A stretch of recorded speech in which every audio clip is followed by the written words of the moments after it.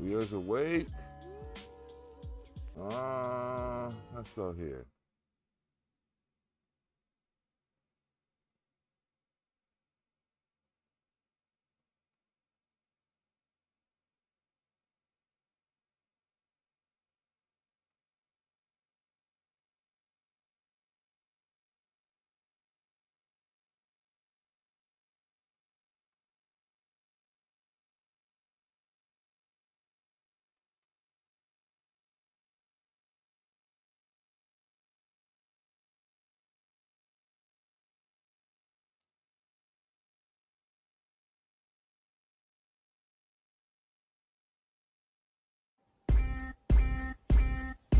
I like drugs. I like drugs. I don't know about you, but I like drugs. I like drugs. I like drugs. I don't know about you, but I like drugs. First thing in the morning, grab a jack out the pack, crack a beer, grind weed, get my mind intact. Grab a raw paper from under the flap, kill half my brain cells like the Thanos snap. Now I'm back to the first line, get a jack out the pack, then repeat the second line, crack a bitch with a cap, puffing on a string, called Lavender Jack. How some live straight edge, I live smack. Got a bunch of paraphernalia all over the flat. Got my smoking jacket on, I'm gonna risk the crack. Peace pipe in my mouth and hat to the back. Make my dreams tangerine, my Afghani black. Girl, hit the DM and I'll give you a chat. Roll over to your crib with 212 packs. Roll up and roll out after I hit that. Get home and chase some shrooms with some snacks. Remember how I said that I like drugs? Well, I'm also a member of the Century Club. I like drugs. I like drugs. I don't know about you, but I like drugs. I like drugs.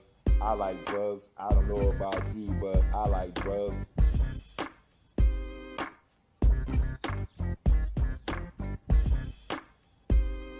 I like drugs. I like drugs. I don't know about you, but I like drugs. I like drugs. I like drugs. I don't know about you, but I like drugs. I like drugs. I like drugs. I don't know about you, but I like drugs. I like drugs. I like drugs. I don't know about you, but I like drugs.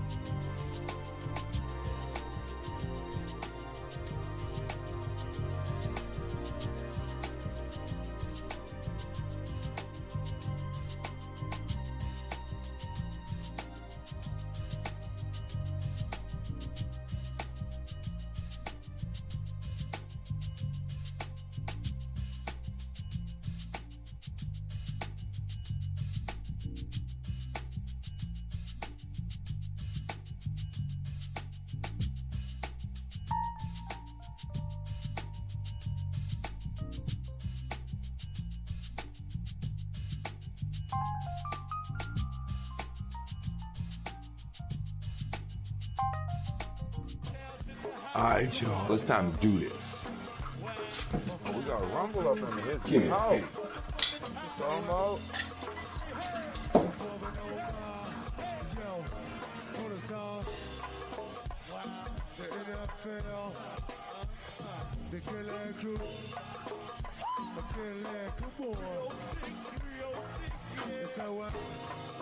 The DCU, Mike came through. My man Stone, on the song.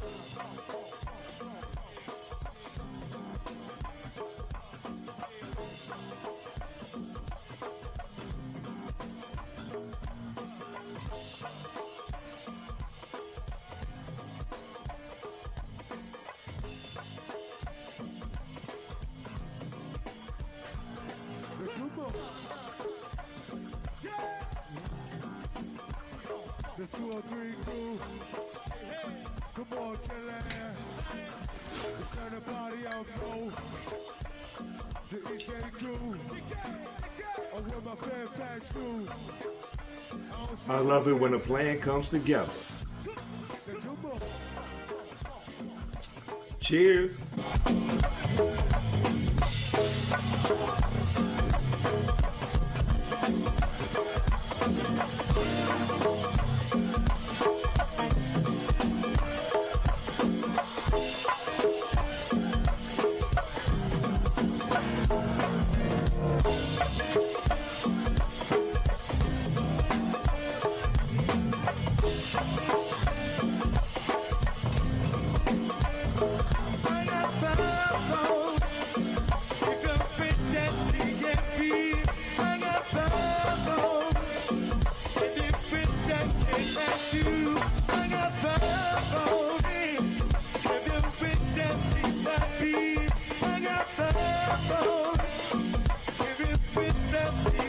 Cool now.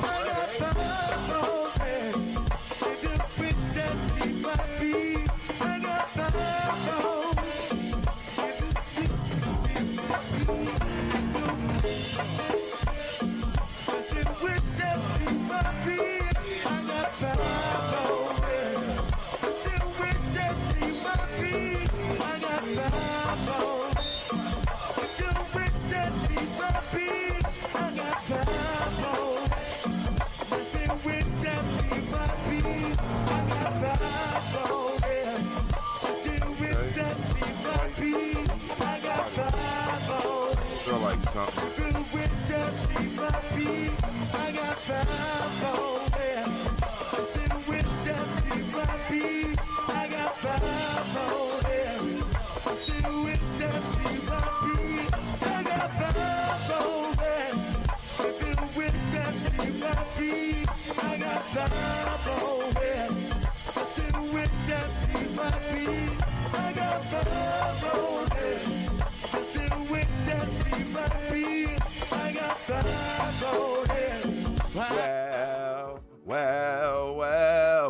Well. Apparently my watch is broken, but we are still here for the Insomniac LateStream. Thank you, YouTube, Twitch, Rumble, Kick, for being here and enjoying the day. I hope you did. Enjoying the night. I hope we will. Got my J's fired up. Got the rest of my beer from the earlier stream. Sauced up Sunday 107. Another one in the bank. Thought I can give you a better visual of the garden, but didn't. But we're going to get it. We're working on it perfectly. Thank you for being here. Insomniac LateStream is correct. I could not sleep. I'm figuring you couldn't. So let's bring some positivity to the internet waves tonight. Now, I thought that I was going to show y'all some videos about cannabis use and Rastafari religion, the origins of Rastafari religion, and different practices and ganja use in Rastafari practices. And the two videos I downloaded are in a language I do not understand. Do not compute. So we had to scratch that, but I did have a nice Jamaican volcanic grow site that we can watch right after we visit the SunMed facilities. We're gonna go through a bunch of cannabis tours, smoke a bunch, drink a bunch, get wasted, probably until I pass out. Ladies and gentlemen, here we go. Let's start the show. Hey, you made me look bad. You're supposed to be ready to go. Pop the video on. Here we go. My whole legacy in life has been in controlled Feeling agriculture. it. Rather than changing the greenhouse to match the plant, let's make the greenhouse perfect for that state Yeah, of let the me plant. crank and him a little crank bit. into that zone. SunMed's become almost a house of brands for companies like Cookies, Belushi Farms, shit. House of Kush. We like to joke around that it's like House Willy of Wonka's Kush. chocolate factory down here. Jesus, I ain't been to the dispensary in a while. I never heard of House of Kush. SunMed definitely used their products before, though. And this one is for I directly Stevie asked for a cold Steve. open, so I gave it to him. I'm a little late, but I'm still awake. It's negative 20 in here. We're going to start season 5 here in Maryland at SunMed, one of the largest vertically operated greatest state cannabis in growers America. in the entire country, maybe in the world. They have a team of over 200 people and over 500,000 square feet, where we're going to see how they grow some of the most impressive cannabis in the entire world. Where in Maryland, damn it? What, like Washington County? Cecil County? Garrett County? Where you at? Canna Crib season 5, let's get it started. Ow! Power slide!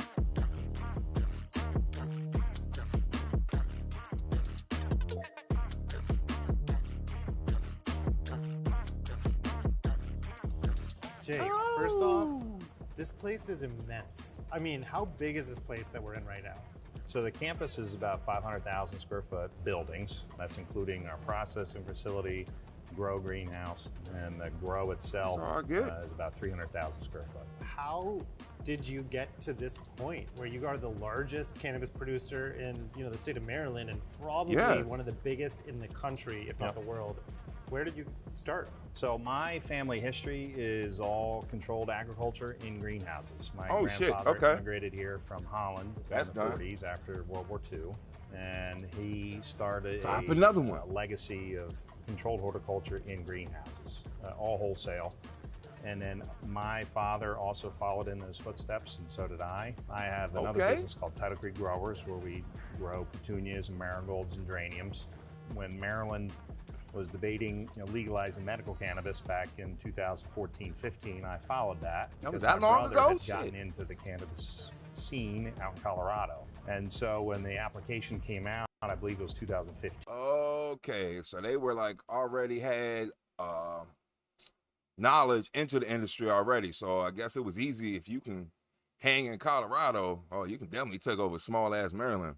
Here in Maryland, I applied for, and we were successful in winning a growing license on the front end on that first round. The Maryland market, let's talk some numbers here. It's Yeah. like around 7 million people live in the state. Yep, Exactly. Didn't the state only give out like 15 licenses to cultivate? correct. So that first round was 15, and they followed that up with a supplemental round of 7 more. 21. growing, and processing. 7 million people, it sounds like a lot, but it's basically just like 3 counties that's got all the people. Montgomery, Prince George's, and Howard. That's where everybody fucking at. I guess Anne Arundel after that. As I said, I tried to start a beer company in the state of Maryland, so I know where all the population numbers are. Yeah, pretty much Montgomery County. PG County is the largest county. Montgomery County is the wealthiest county. And then they have about 100 dispensaries. And then last July, we converted Hey, the need rec. more beer? And then since Bartender. then, the state's been doing about double that. A lot of these big Bartender. brands, national brands that people know, if they want to find a way into a market, they kind of have to find a player in that market Thank they you, need Roman. to partner Hanging with tough. to end up being on shelves. You guys Just have attracted hanging a tough. lot of partners. And kick up in which the you house, kicking got ass. to cherry pick which ones you think Thank you, are kick, good kick. for SunMed to grow. We grow over 150 strains Another in one. our mother room at any given time, with about 70 to 80 in production. But Damn. in that mix of strains is a lot of partner brands. So SunMed's become almost a house of brands for companies like Cookies, Belushi Farms, House of Kush, Gentleman Smugglers. What we're able to do is take their award-winning cultivars, grow them in our greenhouse, package them. In this case of Cookies, right, they have those signature blue bags. We want to make sure that the customers recognize the products that they're used to seeing in other markets. Okay. So not only is SunMed producing their own products, but they're also an outside grower. what contract a contract grower. That's what we would call it in the brewing industry. You had your own beer company, but say you would come in with Heineken, brew Heineken, and package it for them in the States. So okay, so they're contract growing for what, House of Kush, Cookies, all done by SunMed, and the greatest state, the seventh state, Maryland. Markets here in Maryland. And with a company like Arrow, their proprietary battery, their Arrow. closed loop The system vape. that's a higher end vaping experience that people have grown to love in other states, we're making sure that we can manufacture that here. And you guys Okay. are actually growing the cookies genetics through this facility, is that right? Yep, so these are Which I guess, now that I think about it, I guess honestly that's the way it's going to have to be, since there's no intrastate commerce. I forget not interstate because that's inside. So intrastate. So you can't go get weed from California, transfer it to Colorado. Like every state is on their own. Whatever the state growers have, that's what the state growers have. So if Cookies or House of Kush or whoever wants to get into the market, they would have to go through a contract grower. I never really thought about it like that, but it makes a lot of sense. So that's how somebody like SunMed will get their hands on a bunch of different genetics or strains the way they do. Okay. official licensed cookies genetics that we're growing, right? So yes, there may be a cut of apples and bananas out there somewhere else, but this I think I had what the fuck? Sour Diesel from SunMed, and I want to say, was it Pink Lemonade? Was them? It was a few strains that stood out. I even kept the container from it because the strain stood out to me so much. is the cookies, apples, and Sour bananas. Diesel So and- the Belushi Farm strains, the Blues Brothers brand, right? The Working Man's Cannabis. SunMed, this was the first national brand that we were able to fully launch ourselves. Was that the Purple Punch shit? That was probably I'm the Purple Punch. compliance and public relations manager It wasn't here a at purple. SunMed. Been here about 5 years now, and I've seen this company really grow from a 30-person mom and pop greenhouse to a 300,000 square foot, 200-person organization. What's going Ever on? heard of the Grow Off competition? It's a simple concept. It's a competition to maximize the cannabinoid and terpene content of a clone of the same mother plant given to all of the competitors. This year's winner in Michigan was Lyra Luxury Cannabis for the highest THC percentage at 31.76%, Damn. using their proprietary cultivation Damn. techniques and additives. One product they used as part of their recipe is Stash Blend, a new, unique cannabis-specific plant additive, a proprietary formula made to maximize Okay, like honestly, I don't mind the advertisements as much when it comes to these videos, for the fact that this is the key to how you get the videos paid for if you ever decide to do this yourself. Wow. So I did like the concept. What's making me say wow is the fact that they had a contest with a bunch of different growers with the same genetics. And the one grower who won was able to boost up the THC content to basically 32% with the same cultivar. I guess everybody else just didn't meet those expectations. plants oil production. Introduce your plants to Stash Blend. Link in the description below. And now, I back think to the I've show. heard of it. Probably won't try it though. Humic and fulvic acid can do that for you too. And like corn, So Brad, bean what's your enzyme. role here at SunMed? So I'm the director of operations here at SunMed Growers. You're really overseeing, I love the tracks on this thing. operations of the facility, but especially the video. greenhouse. So how did you end up getting into Quality the role drinking here? too. Yeah, I got out of college with a degree in agronomy and started working in the ornamental nursery world. Run a number of nurseries over the last 14 years. Before I got a call Okay. from my mentor, he had helped Jake start this facility, and it had reached a size where they needed a little extra help. I love asking people who have done production cultivation what Yeah. it's like what differences are there from growing those crops to Because that seems very interesting to me. That greenhouse knowledge and that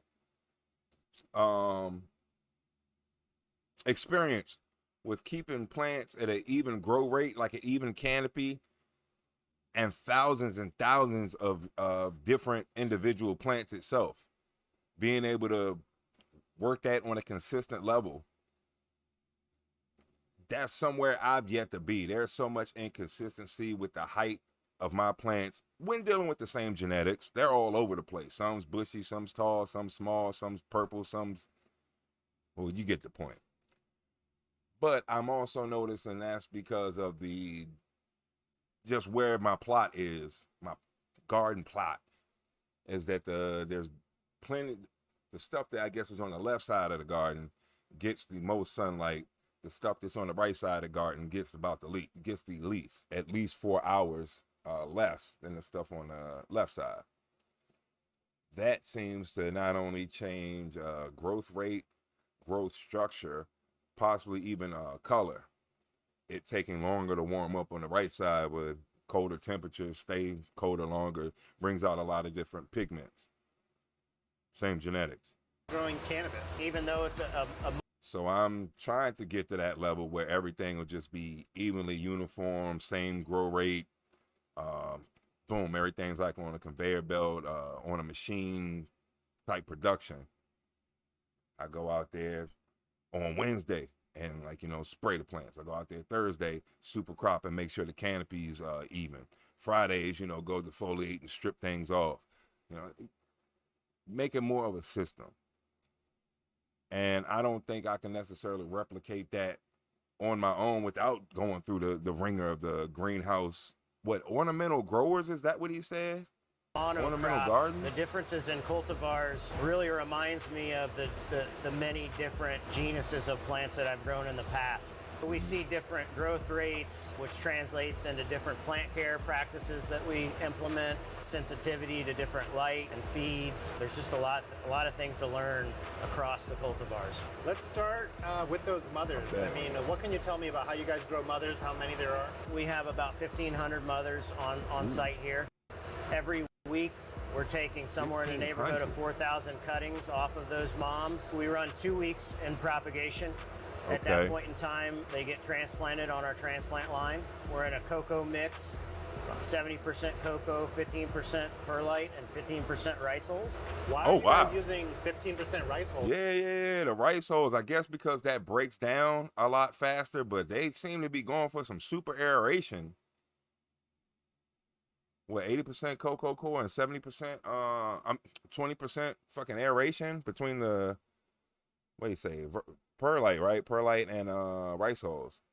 So an added benefit to the rice hulls that we get here is the plants can absorb silicate, which gives us some more powdery mildew resistance. We have an agronomics potting machine. It's a very standard ornamental potting machine. We're running somewhere in the neighborhood of... I'm sorry I'm late, but I made it. I'm trying to stay awake with you. 20 pots a minute. Way to go, Steve. Off of that line. Are these like white pots that we're looking at? Only been on for like 15 minutes. Air pots, you said. Can you tell us a little bit more about those? It's a root maker, an air pruning root maker pot that sits inside of this white shell. The white was done for heat reasons.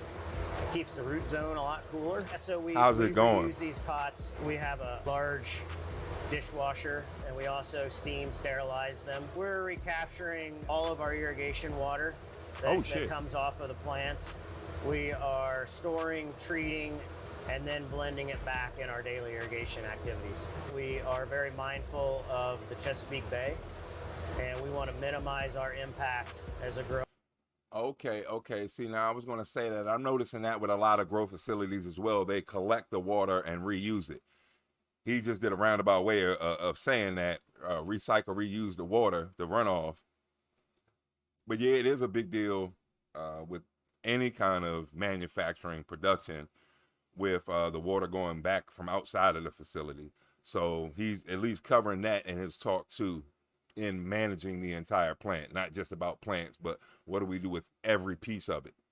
Or by minimizing the amount of feed that goes downstream from our facility. We just feel like it's being good stewards of the land to minimize that impact. Oh, that's cool. That's convenient. It came. Seen before. Yes, you're and sanitizing. It's powerful. All right. You're taking these benches. They're going out into some room, and then you're like giving them a bath. What's the deal with that?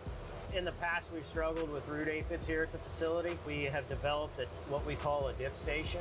Which it basically takes the entire table, all 24 plants, and dips it into a bath of biofungicides and insecticides, which has all but eliminated our root aphid problem. Nice.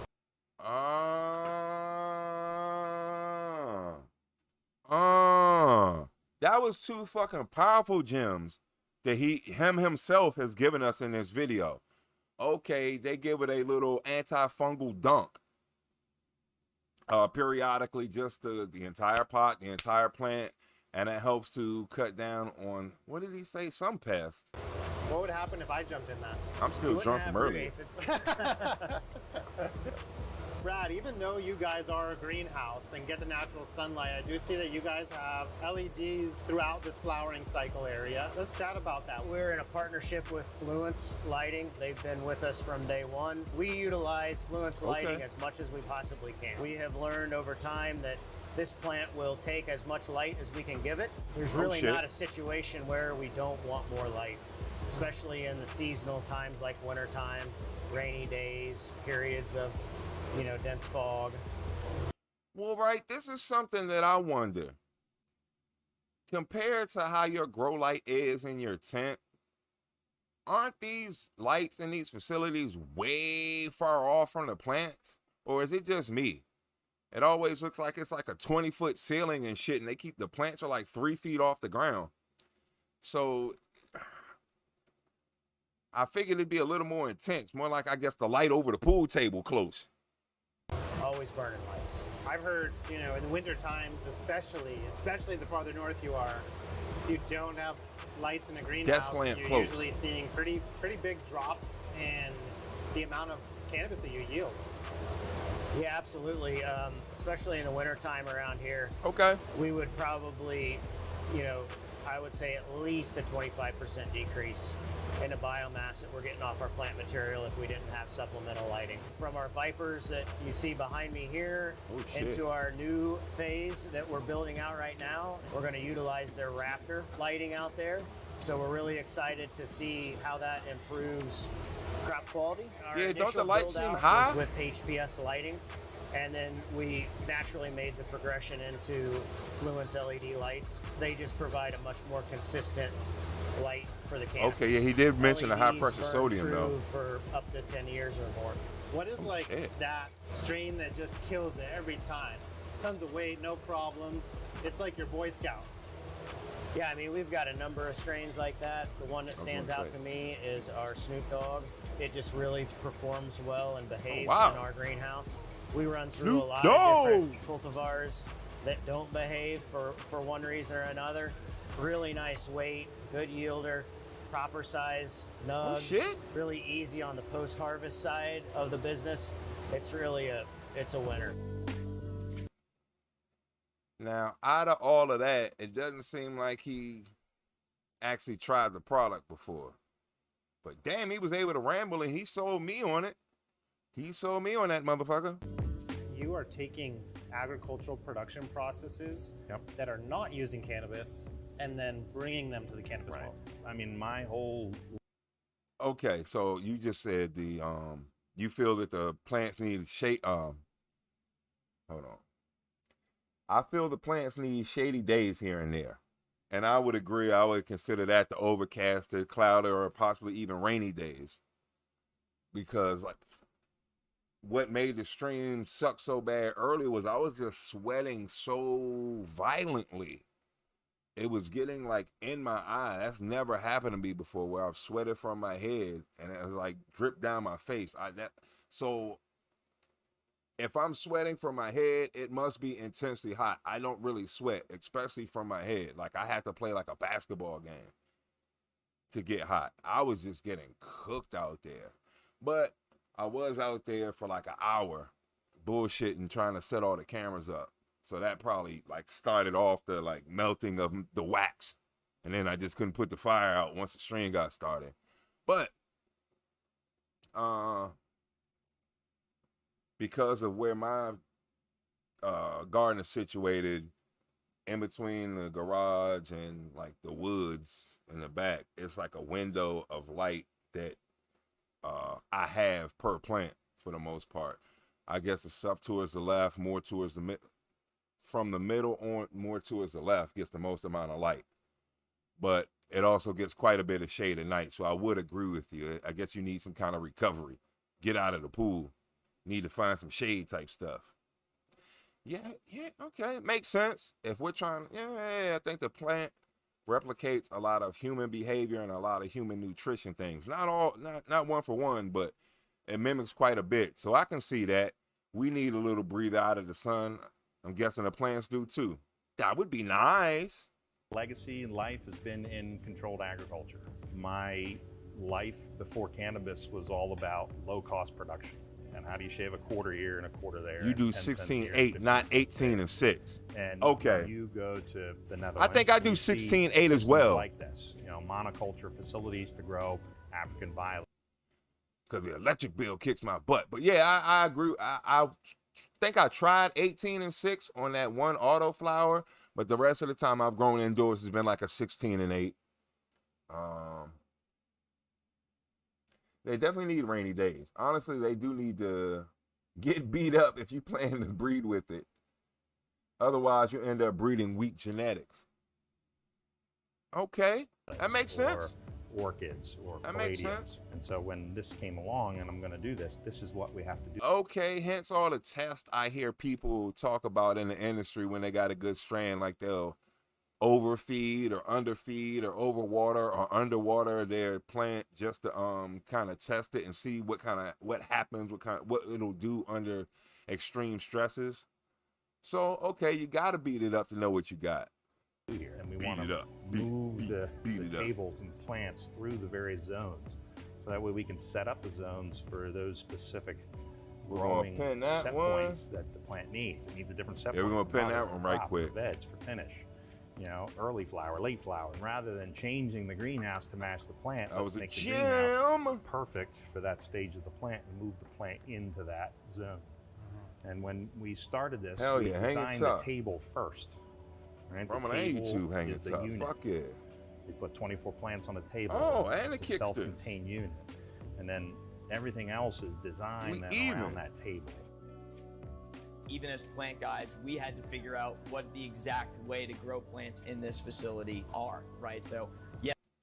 See, like, I love to be on this kind of level. And I'm not talking about the amount of plants. I was more so talking about just the cleanliness and the organization of the way this looks. Like everything looks down like it was like chopped with a hedge trimmer. It is so even.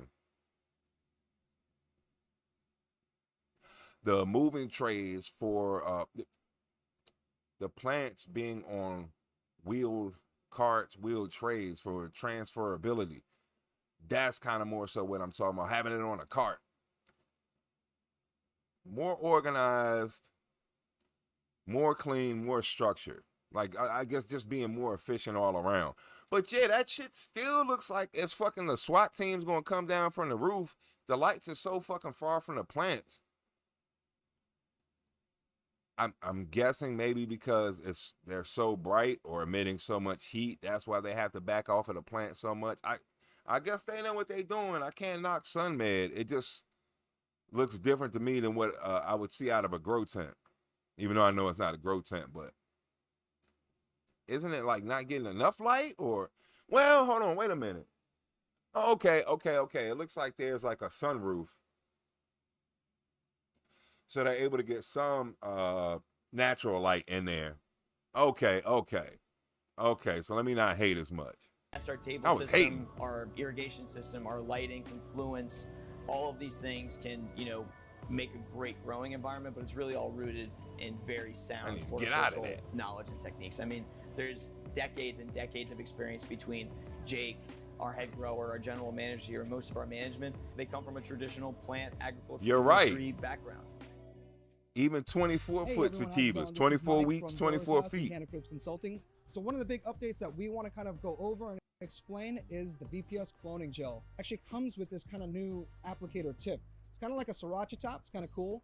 But what this allows us to do is get a very fine and very precise dot on each cube instead of filling a vessel and then dipping all of our clones in. When I go through this, you can either go up or down, but this allows you to use as little as possible without contaminating any other cell. Doing my best not to touch the applicator tip to the actual substrate. You just want the little meniscus, that little bubble of goo to touch, and it'll adhere and you can just pull off. Rooting hormones is not one of those products where more is better.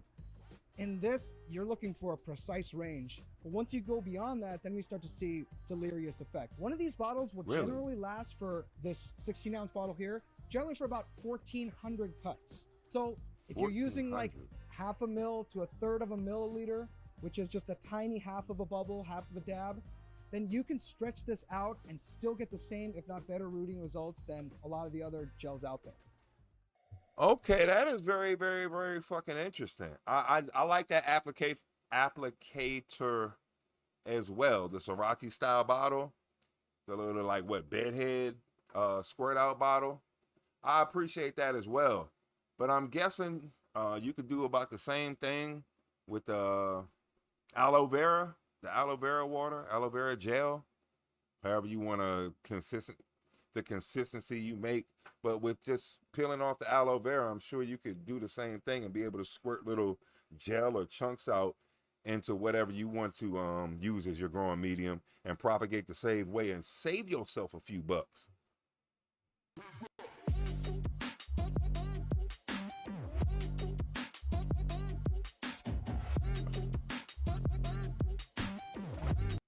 I would agree with that. I rarely see sativas at the dispensary, and I figure it's just for that, you know, everybody wants to be on that 8-week schedule. You could definitely charge a premium for some sativas, especially some good hazes. And you're right, they have no excuse. They've got the headspace. They definitely have the time. They're the number one grower in Maryland, so they definitely can kind of what you call the cost, weather the cost. You know, take a little loss here to regain on the back end. I would like to see more sativas too, you're right. So Jordan, Brad. But I think it's a thing like, you know, getting the seeds and growing it yourself to get exactly what you want.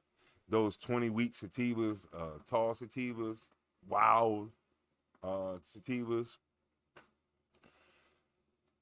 Same way as brewing beer. Kind of the main reason people get into brewing beer is, yes, there are the everyday beers, but a lot of beer is seasonal. And a lot of those flavors are only around for, say, like 2-3 month period. So if you want to get that year round or in a time that, you know, you want to drink a Maybach, not in May, you want to drink one in the wintertime where it's off, you're going to have to brew it yourself if you really want it. So I'm guessing seeds are about the same way, unfortunately, like with sativas. Just handed me off to you, and he said that basically the cannabis life, after they harvest, it goes to you. What is your title here? So I'm the post-harvest manager here. So once the cannabis gets harvested, that's where me and my team take over. Nice. Well, let's chat about it. Oh shit! Guys, see, like, you know, the rolling step by racks, step. man. So, I need the clothes cannabis racks. Gets chopped down, handed to you. Yep. What happens next? So it rolls in on those carts, and we stick it in They've one got of a our cart. dry rooms for 14 days. It goes through a nice slow drying process. We keep our rooms set at about 60 degrees and about 58% relative humidity. Once it's gone through its drying process, we bring it down and it's called bucking or debudding. Once they come off, we actually put them through a sorter that will sort them out by size. We find that sorting them by size before it goes into the cure room helps with the drying and the curing process, as small buds will dry down a lot faster than big buds. I get you. And Yeah. Room, like, okay, first off, that room just looks insane.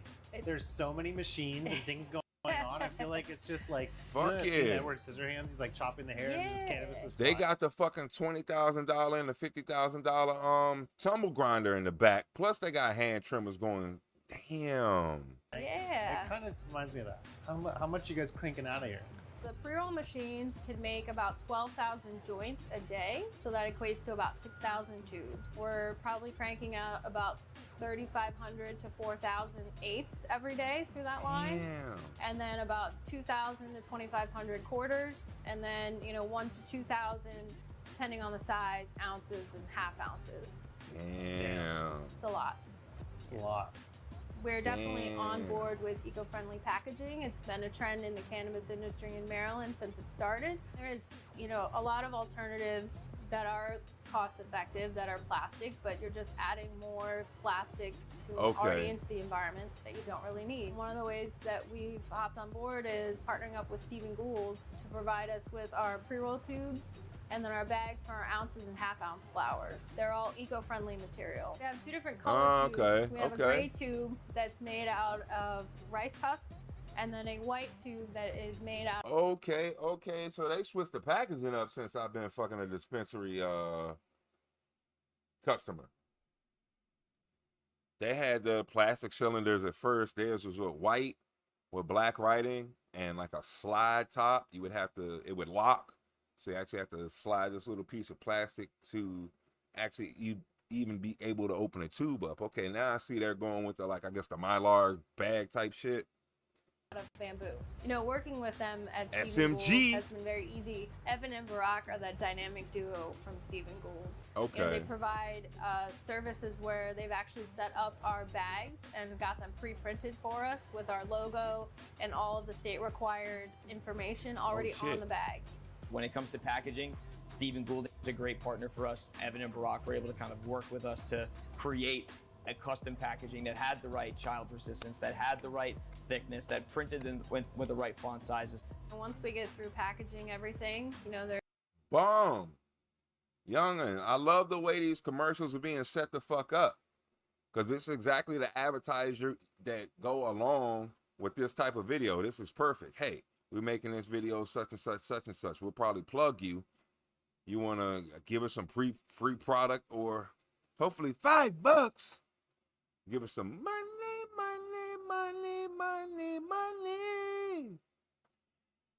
And that'll help to fund all the staff who made this video.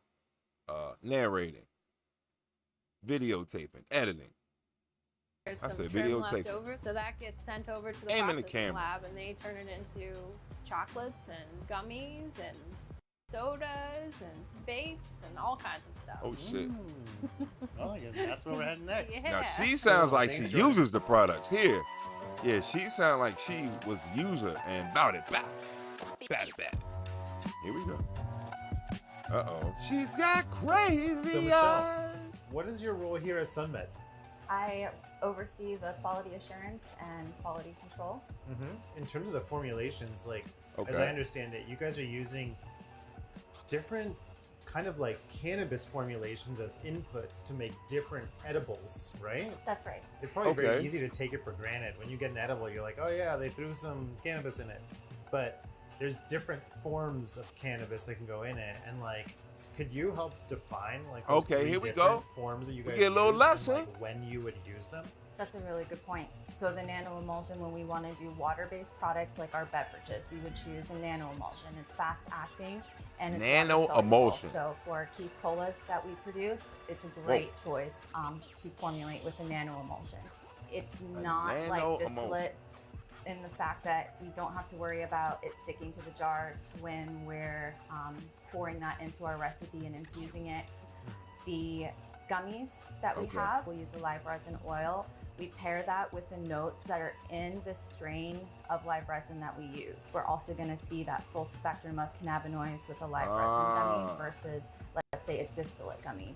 So flavor lemon tide with lemon tide when you're making an edible. Okay, I get you, to kind of match it up. So not only is it a consistency of the product, if anything went wrong in that, but it's also a flavor consistency she's got to be checking. Oh, QC matters. The distillate does come in handy though with the baked goods. And again, QA, just using QC, the viscous oil of pending. the distillate with vegetable oil pairs really well, and we're able to get a very good homogenized recipe throughout the entire batch, which is really important for us. The first part of the batch has to test the same as the middle and the end. So knowing which viscosities and which polarities of the oil that you're using, that's what I was in trying to those say. different recipes really I said comes into consistency. play, especially if you're talking about daytime and nighttime. She said viscosity. That's exactly what I meant. Like how thick something is. I said consistency, but that would be, I guess that's kind of like a pun. And this part, since she's quality control, a consistently good product. But consistency, I meant as far as like, is the gummy, or is it squishy or sticky or like too hard, too soft? It's got to be just right at the Harborough factory. Products too. So the live resin, which comes out of the hydrocarbon system, Live resin is probably the live most and direct full spectrum product, right? That you can add. On the distillate, that's more of what we would consider like a broad spectrum, and a nano emulsion, kind of like a broad spectrum. I would say the distillate can be more on Broad the spectrum? isolated side. You might see a few little peaks on minor cannabinoids, but it's pretty targeted. Okay, he means like full, in full there. But the okay, nano can full have, expression. depending on what we're working with as a starting oil, you can see more of that broad spectrum with our nano. Got it. When we say broad spectrum, that's full like expression, broad spectrum. you have some cannabinoids, but not all the cannabinoids that the source product came from. But a Right. full spectrum is like basically all the cannabinoids and most of the terpenes that were there will be in that final end product. Right. So you're getting a full spectrum. Okay, that's what I was about to say. Like, hold on. So I know full expression like FICO, full expression cannabis oil. Sounds like that. What is he saying? Broad spectrum sounds like the same thing. She just said full spectrum, so I'm guessing is full spectrum more synonymous with full expression, full effect cannabis oil, or are these two different things? Like kind of the consistency play on words, the pun that I was doing earlier. Of the cannabinoids, the terpenes. The distillate, that's why it's not as broad if you're looking at terpenes as well, because we're not going to really have those. We're just terpenes going for present in THC distillate extraction with unless you're adding them distillate. back in. I get It's you. not going to be a full isolate where we would see 98, 99% of CBN or CBG or CBC. Okay. Michelle, what are some of the other purposes for your role in this laboratory? So I make sure that the surfaces each day when we are producing are going to be clean. So we go through and we surface sterilize with our biomist system, which is really just a disinfectant that we spray that's safe for food surfaces, for food. We also can test raw ingredients. So anything that you're getting in from a manufacturer, sugar, cornstarch, vegetable oil. We require a C of A on delivery, but we can also go a step further and test on-site before we formulate with any of those ingredients to make sure that it's going to be free from I need that kind of baking shit. It is going to be What the stable fuck? for us to formulate. What the fuck? You guys have like over-engineered the brownie. I've never even heard of a brownie that's had like this much science go into it to make sure that you're getting exactly what you should be getting. Sanitizing the surfaces, testing bacterial loads, you know, making sure that every brownie is homogeneous when you make 8,000 brownies. It's just like... Exactly. Every blueberry, every muffin has an equal amount of blueberries in it. I don't care. I want each muffin to have an equal amount of blueberries. You're smoking a full spectrum dry sift hash and a bottle ready pipe tomahawk. Wow. Wow. The full spectrum dry sift. Okay. Mind blowing. Seeing the evolution of the industry over the last 10 years, I would much rather be in this space and mine's half test spectrum. every batch and make sure that we're able to Wow. pass state compliance, but also just feel good because I'm a consumer as well. So, you know, I feel good about the stuff that we make here. Told you. We can test it, we can validate it. She got and crazy then we eyes. also have our She third-party uses. validation as well. She's a customer. She's a customer.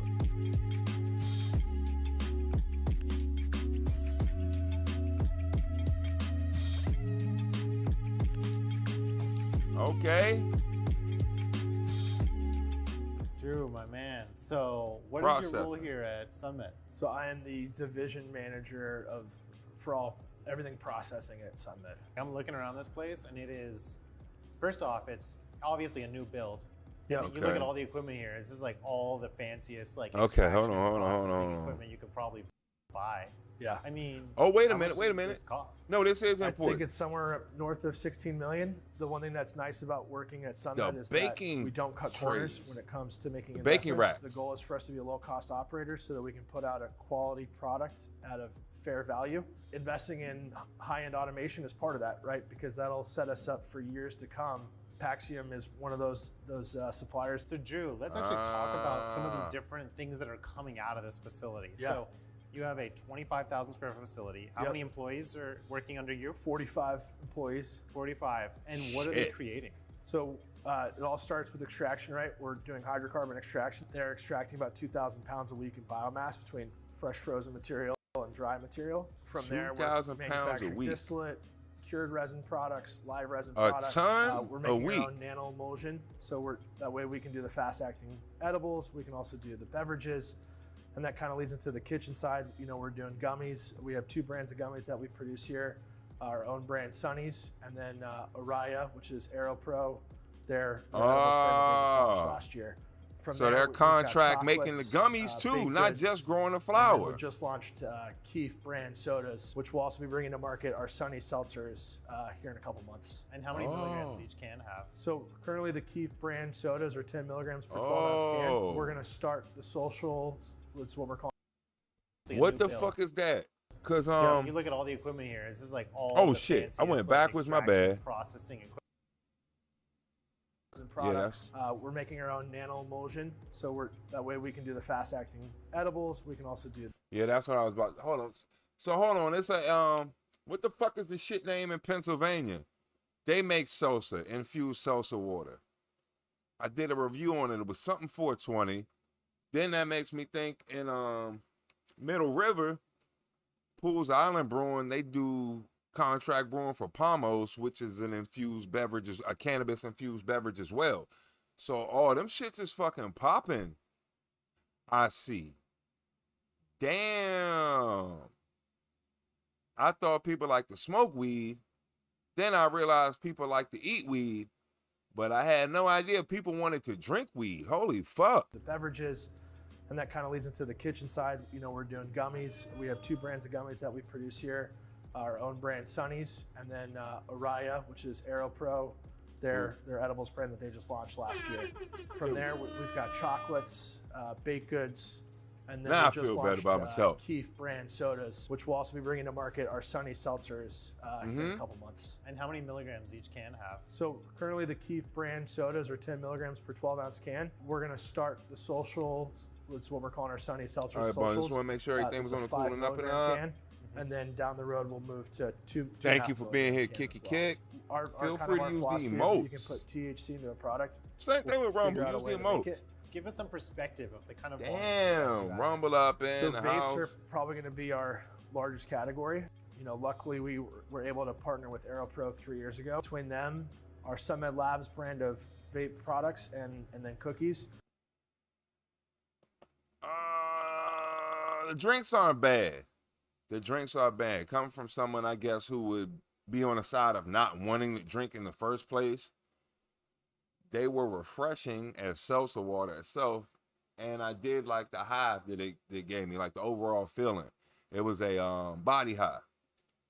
Wasn't bad. I am kind of curious to see what SunMed got to offer, though. I'll try some Sunny.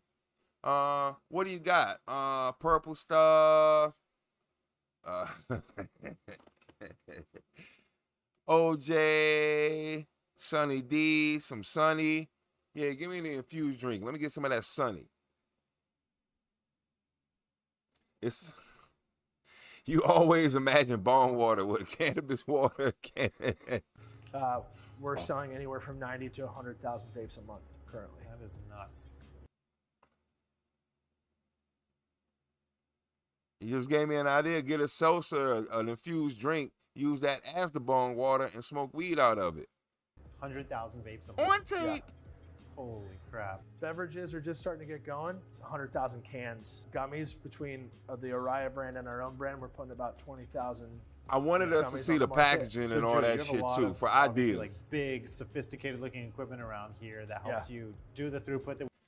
This is the type of volume that you'll have to make to, I guess, compete.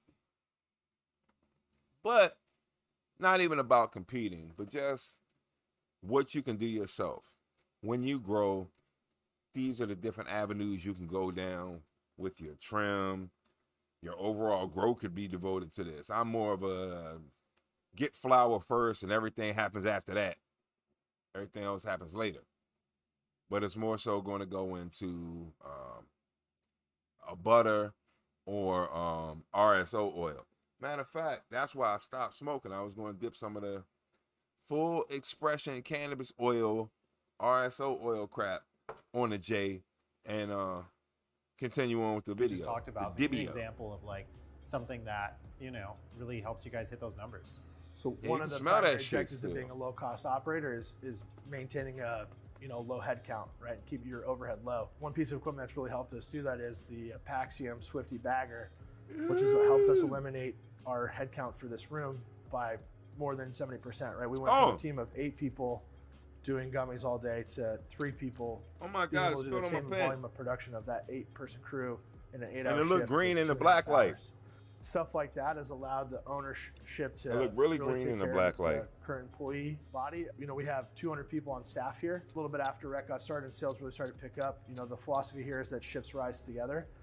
The owner of the company brought everybody into the cafeteria. Speaking of Sunny D, and gave every single individual a $10,000 a year raise. That's a $2 million addition to our bottom line. That's what this tastes like. Given that we have 200 people, but that's important that people feel valued, right? So people that are making $18 an hour are now making $23 an hour. Yeah. We've only been in for 11 months, right? Whereas 6 years prior, we were a medical operator. It was very... That was horrible. I meant to do a couple little dots on the J, but honestly, that was probably the dosage I needed for the day. Because it's so rough to make this shit. I make it in like, this is 1 milliliter.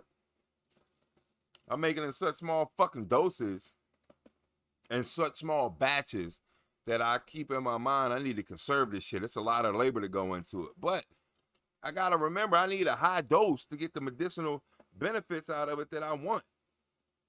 I'm trying to turn back the clock, baby. I'm not getting older, getting better. Important for us that the little things like making sure that if you buy a bag of chocolates, that all the pieces don't melt together. So we use Sleek 45 flow wrapper from Axiom. We have 2 of them actually. We individually flow wrap all our baked goods. I still as well, taste part that of orange. Quality assurance, make sure that they stay fresh. Like orange, And then on lemon. the chocolates, if they do melt, because chocolate does melt, you at least know that your dose is Branches intact, and that candy. they're not all just melted The together. orange slice brock. Thank you, my man. I think next up we're going to meet your mad scientist, which I think is your culinary chef. Matt Ficello, our executive chef. Yeah.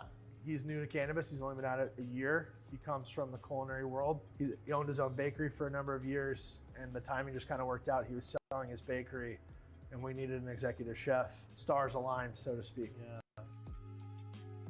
My fucking filter came out. One of the coolest things about it being in this facility is our ability to try anything. We like to joke around that it's like Willy Wonka's chocolate factory down here. If you want to try to make it, go ahead and make Now we it. back. I had an opportunity to sell the coffee shop at the same time that they were opening up their lab here, scaling up from making 4 dozen brownies to 4,000 brownies. Large differences. So let's go over like Damn! what products are you guys making right now? So I have 3 production rooms that I oversee, and then 1 room for packaging. And he's a chocolatier. Holy fuck, it's a lot going on with that shit. Trying to make candies is extremely fucking hard, intricate, difficult. You gotta be perfect. So not only is dude in charge of 45 motherfuckers, he's in charge of quite a few complicated processes going on. In the 3 production rooms, one of them is a gummy room. So we focus on our brand, gummy room. Sunnies, and a large variety of gummies through our brand. We also focus on Oriya, which is one of our partner brands. In our chocolate room, What the fuck we was that? produce disc chocolates, which are I heard 10 my milligrams. headphones do some We also weird produce shit. sea salt caramel filled chocolates. And then we're also expanding that line. We also have our bakery, which is where most of my expertise came into play. Where right now we're doing brownies, we're doing snickerdoodles. We have a lemon bite on the horizon. We also have a chocolate chip blondie on the horizon. And the options are endless. Are there any other edibles that you guys are like tinkering around with a little bit? We really like to expand our filled chocolate That's line. a good We'd love question. to do something with a chocolate, like a Grenache. I don't know how filling, much I with need for myself a peanut year. butter filling. There's so many endless choices with candy, with chocolates. You can basically, An ounce a with the week? machinery that we Okay. have here, we can fill it with anything that has the correct viscosity. Then not I even gotta that. ask you something. I've gone to restaurants and they're like, Yeah, "Oh, we ounce have a sounds chocolate high. ganache." I don't think I Just use that mentioned much it. in a week. I don't even know what a ganache is. What is that? So a Grenache is so simple and something that sounds so fancy, but it's really not that fancy. It's heavy cream, equal parts heavy cream, equal parts chocolate. Basically what you're doing is you're making a creamier chocolate. You know, so it's still a milk chocolate, but it has a far more higher fat content. So it's going to stay a lot creamier and be better to fill chocolates with. Bro, I just became like... Young and yeah, he expanded my mind on what we could do with shit. Is that money? Oh, that was the candy, my bad.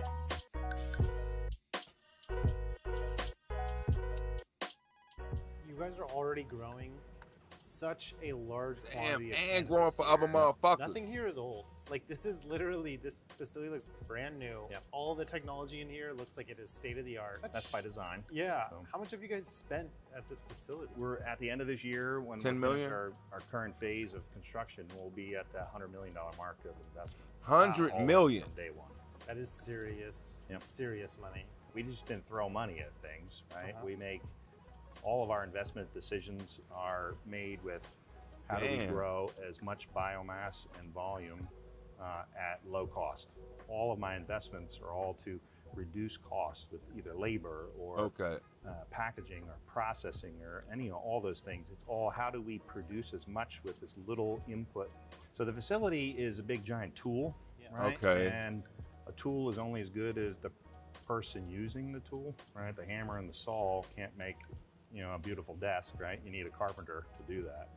And so this tool that I've given to my team, I'm gonna cover that. Hold on. makes my team successful. You don't want to team do it. To me is the most important thing.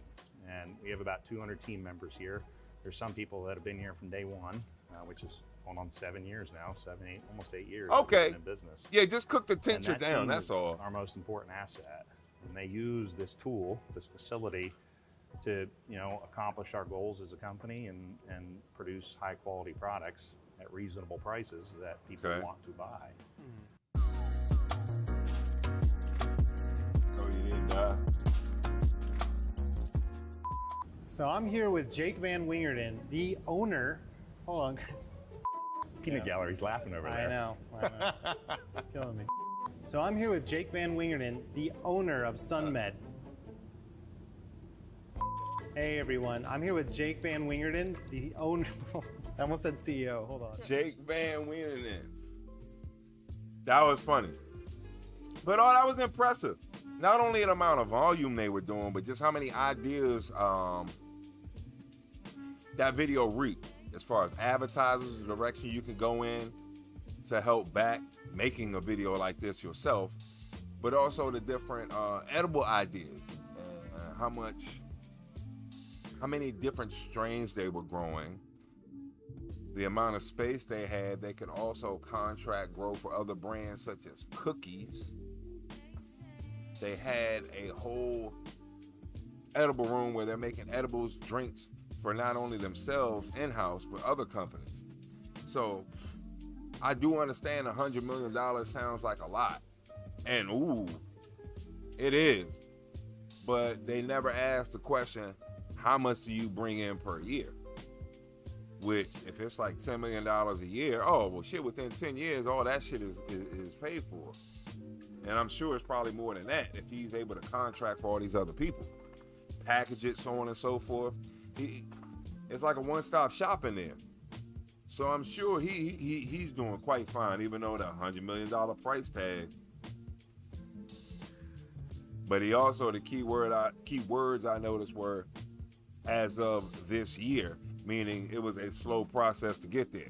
Now, what did I see first? I want to get there. Okay, so you said it takes about 3 pounds to get you through the year, which is a quarter pound a month, ounce a week. And I think I probably do less than that. I've realized, I need to kind of step it up. I still kind of forgot I got it like that. So I guess with the last 6 months, I've started to make joints a little bit fatter. I guess more like this for myself, but this would only be on rare occasions. And it's hard for me to shake it and get out of it. You don't have to do that no more. But I'm not sure because I smoke for 2 people, so that means I would use a little bit more. I don't really count what I have, what the other person's using, so on and so forth. But 3 pounds, I guess I grow more than that, but okay, that's about what it would take. Okay. You know what? You're right. Because the 1 year that I had the Colombian and the original haze, and that was like the only 2 things I had out there. It was basically 2 pounds a piece, like, you know, 1.79, 1.83, and that shit lasted. Like, I have one vacuum seal pack of each left from that long ago. So you're absolutely right. That was like 2 years ago. Was that last year? Yeah, that was 2 years ago, because I had strawberry haze and shit last year. I still got some Colombian left over from 2 years ago. And with the tincture, once you make it in a little mason jar, I usually kind of fill up a saucepan with water, put the tincture in there, and cook that down until it's like the RSO syrup shit. Oh, wow. That could be 5 pounds of hash. Holy shit. That's what it's going to take to make a brick. That's what I was thinking. I was like, I'm going to make a brick of hash this year. I'm going to have so much weed that I'm going to make this brick. And then when I saw how much weed I put in to make that little hash ball I showed y'all, like the marble, I'm like, oh. What would it take to make this in hash? Like, whoa. Oh, that's a mini pool ball. But what, okay, so I think you missed it, Steve. Like all the Rastafari shit, we were talking about that, and I was like, oh, I got some videos. I can make this show about that. Oh, that's perfect. When I went and played the videos before I started the stream up, that's what was, it took me like 30 minutes to get this shit set up like a jackass. But I was listening to the videos, I was like, all right, because I'm interested in learning about Rastafari. And all them shits was in like French or some shit. Like, what the fuck? All right, I got another video. Let's check that out. Another language I didn't understand. What the fuck? So I had to settle for this one. Where we going? We're going for the Rasta Grow. We watched Mainliner? I don't think we watched Mainliner. I think I skipped that shit for some reason. Oh, I'm in the wrong folder. That's what it was. We were going to look at a Rasta Grow at least. Since I can't get you the knowledge and the cannabis use and Rastafari isms, perhaps I can, I hope this is the right fucking folder. Perhaps we can learn how to grow from some Rastafari. It's the wrong folder? Again? Really? What folder is this shit?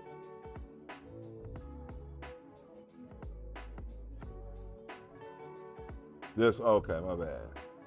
All right, what the fuck? There we go. Rasta Volcano Grow. And they're going to talk about the nuances of growing on volcanic soil on the island.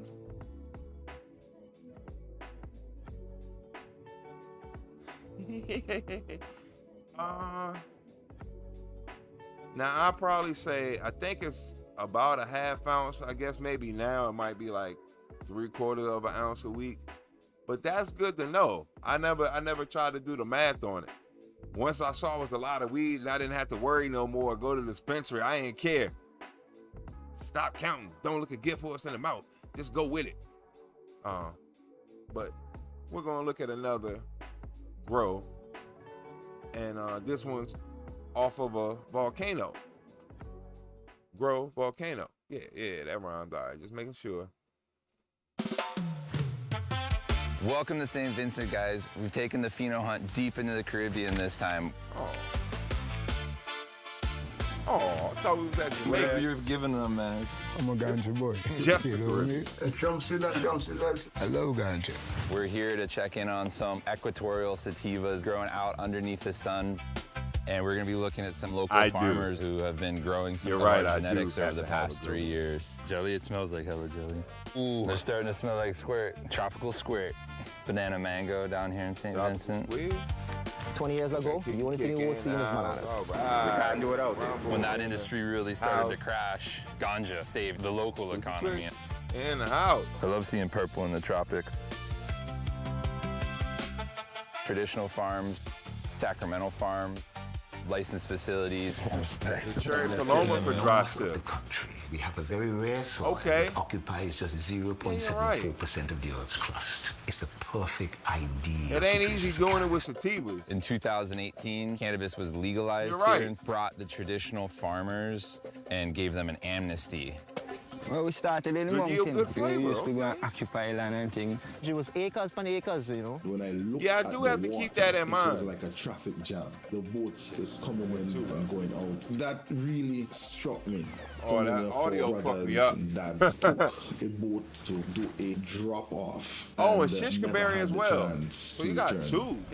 And then 2020, the volcano here went off. The ash plume caused severe damage to like cultivation sites. Most of it was lost, especially the local strain to say. But we know that there is still landrace genetics out there. There's still Rostam folks up in the mountains cultivating herb. I think the chocolate kush is one. It gets mixed in with everything else, but I just thought about that when I actually labeled the bag one year and made butter with it. My wife was talking about how exceptional the butter was, and I just think because the chocolate kush was more potent or whatever. But that makes me think, yeah, it probably had a way better extraction also as well. So I do need a good sifter, a good hash plant, something for extraction. And I guess the chocolate kush would be the closest one I have to it. For my shit.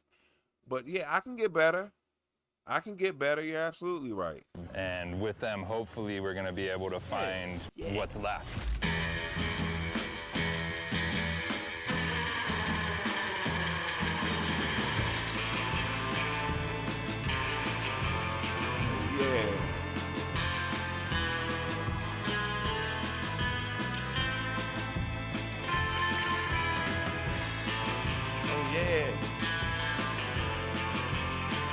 Smoking USA.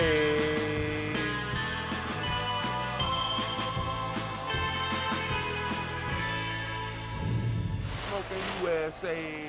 Oh, did I move? I didn't move none of the body count. That was a lie. As we all know, the volcano went off 4 years ago. To the government's estimate, about 90% of the cannabis genetics were lost in that eruption. It completely wiped out the traditional cannabis growing area. It was the red zone where most of the ash fall happened. Oh, shit. Genetics-wise, most of it was lost, especially the on-island genetics that we had, the local strain to say. But there is still landrace genetics out there, even though it's been disrupted and a lot of it's been hybridized. And so this is local, this is traditional. Yeah. Oh, shit. Oh, shit. Just hearing that fucks me up.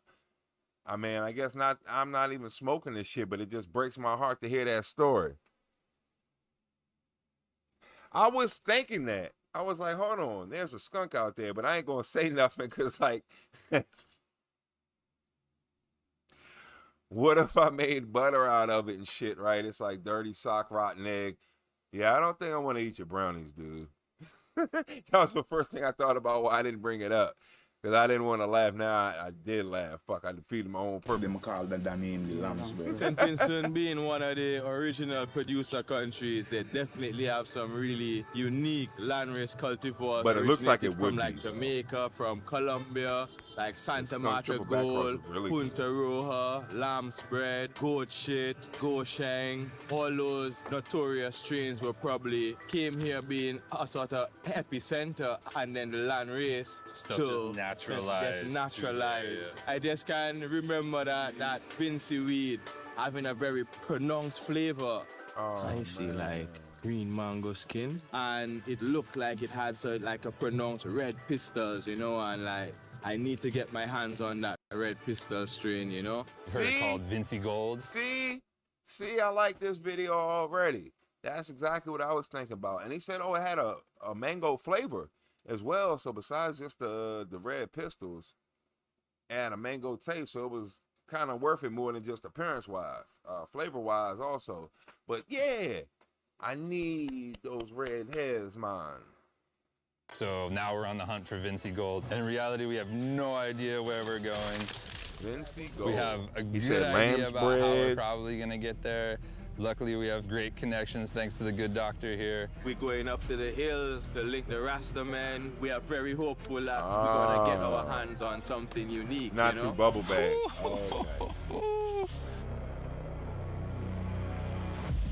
I can't Well, that's just because I'm lazy. wait to smoke a little piece of St. Vincent Gold. Vinci Gold. yeah. That Vinci Gold. Hold on, I forgot. I got to change the body count so we can be on point. So we can be on point.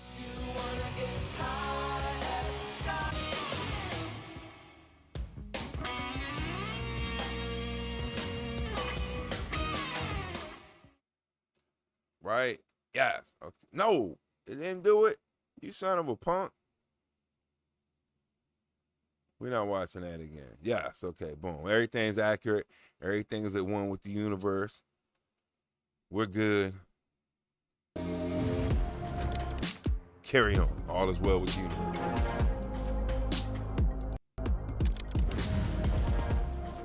One more time. It's time to celebrate. Yeah, so we are on the boat and we are approaching like La Soufrière.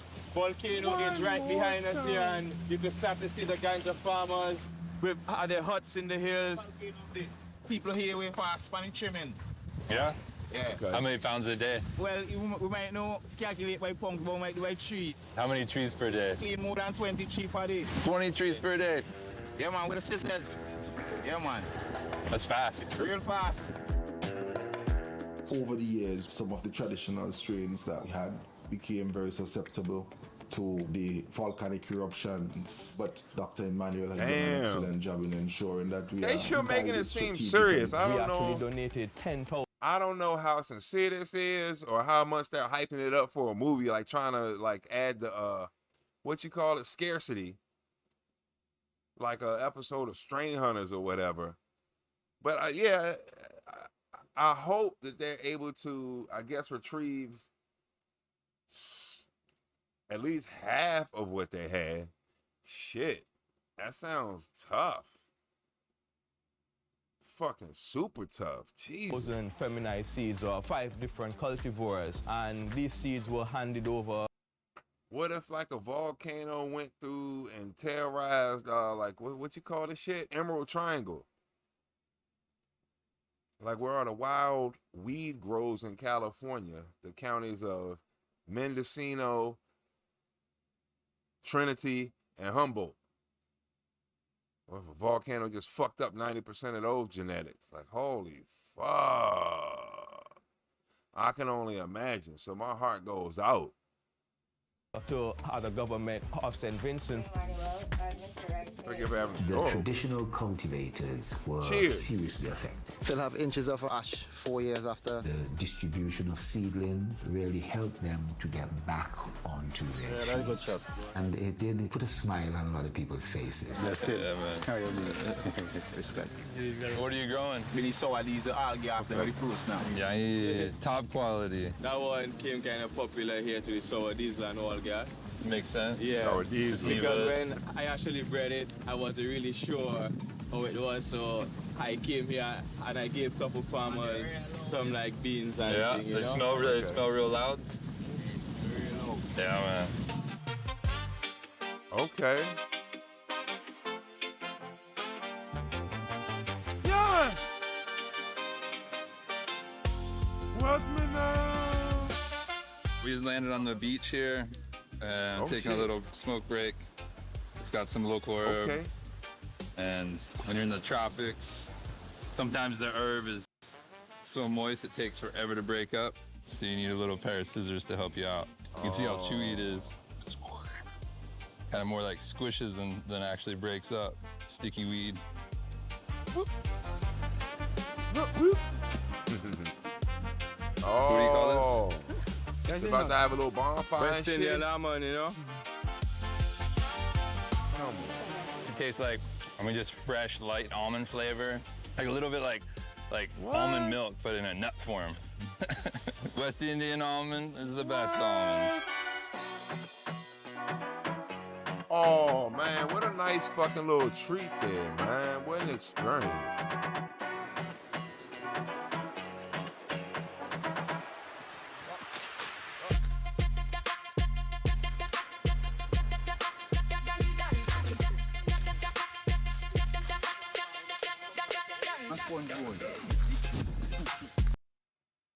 Suck it, Neville. Ah, man. I heard about Neville taking a plan to BX8.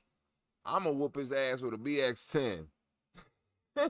Oh, you going to take your skunk to, I don't even know how to get that one. Not triple back, like 10 times back cross your skunk. That'll probably be way too inbred though.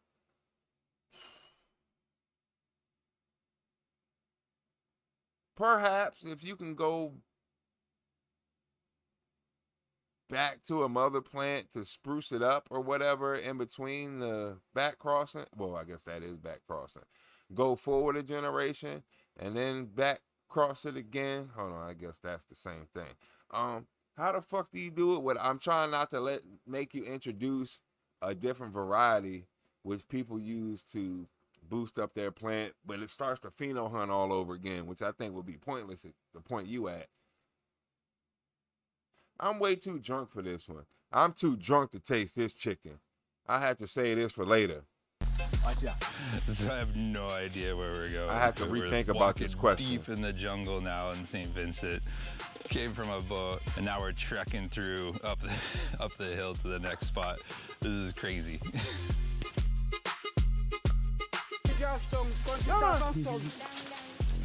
Yeah.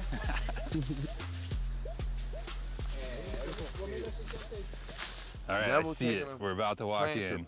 I haven't seen any of the plants yet, but I can see the opening, and I see everybody totally gathering gonna try down beating there. that with a BX10. So let's go check out these bodacious buds. And it might be too inbred, but at that point, you'll be competing with like Monsanto and whatnot. You talk about homogenized seeds. Suck it, Neville. Suck it. What the fuck, DJ Short?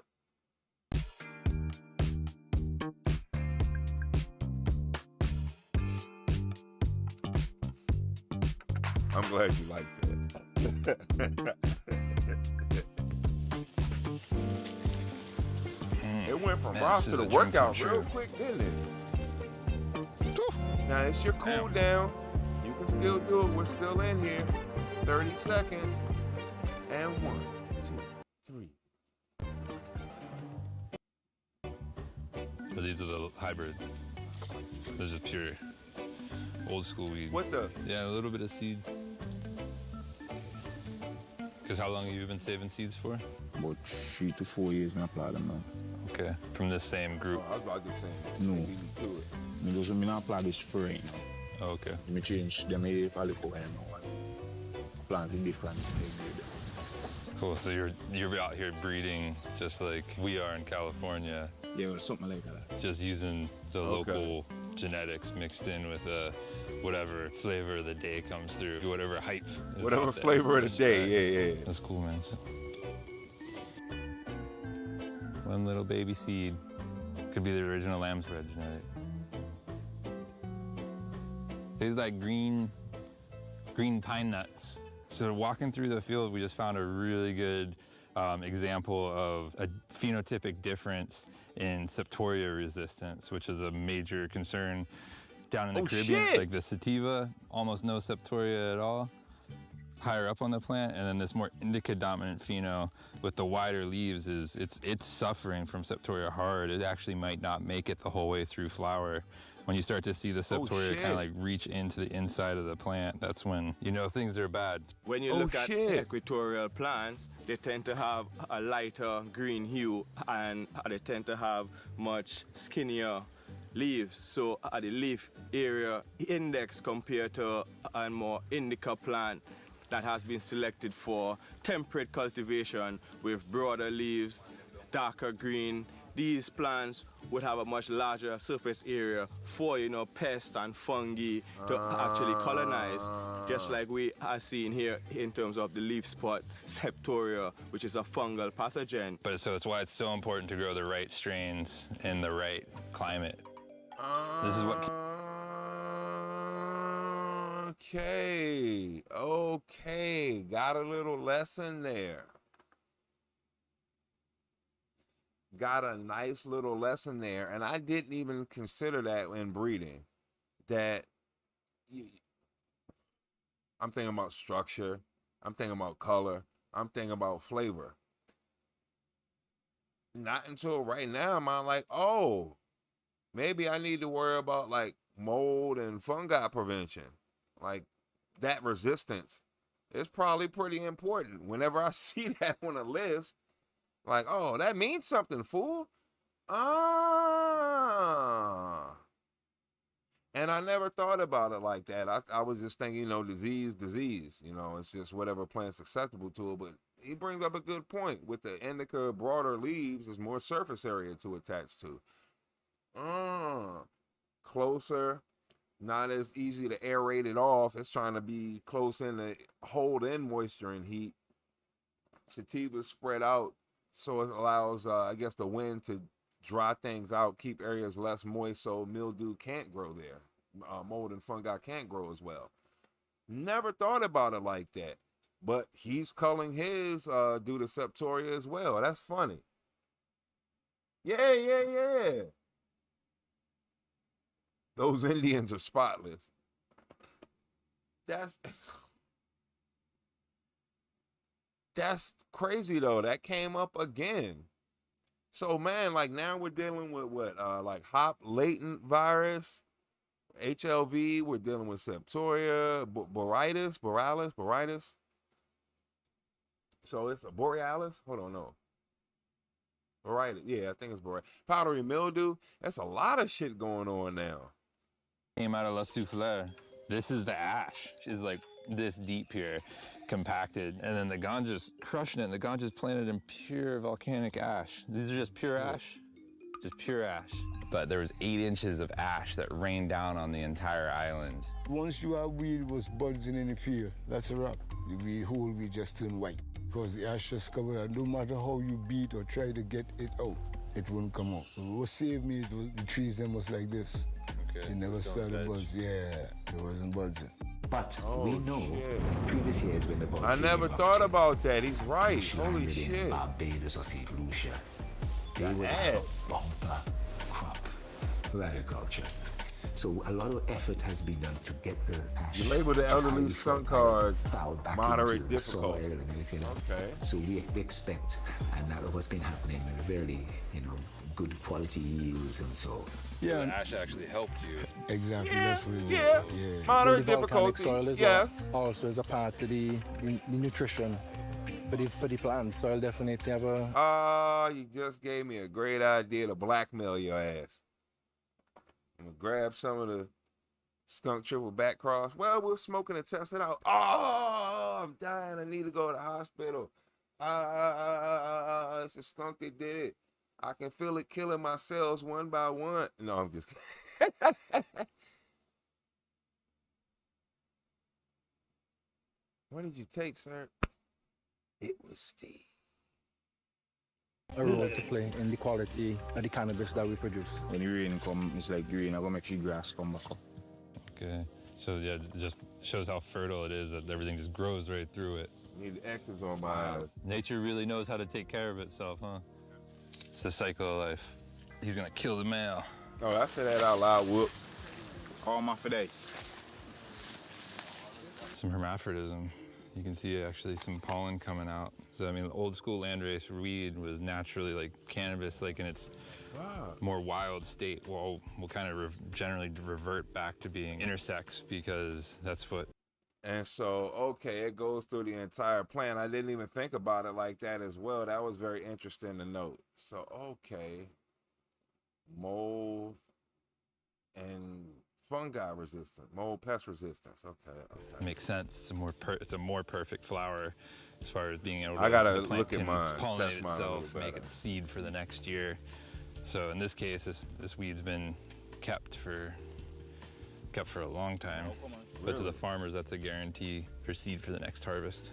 The level of hermaphroditic traits tends to also increase after successful generations of breeding with hermaphroditic plants. So in some instances, when farmers grow these seeds, more than 50% of the population can tend to be hermaphroditic plants. So it's just naturally kind of starting to push that way, because that's the seeds that'll most likely come out, especially when you're eradicating the males. The ones that get missed, that actually do the majority of the pollination, then become the ones that are hidden. That 1% male pollen is going to kick off that. Okay. This is. Hold on, is he saying what I'm thinking of? Hermaphroditic tendency in the next generation. That's why feminized. Okay, now hold on, wait a minute. Seed production has evolved where half of the farmer's work is already completed from the breeding process. So he has less work to do, less area, less watering, less fertilizer to get better flower. Okay. So he's talking about fem only.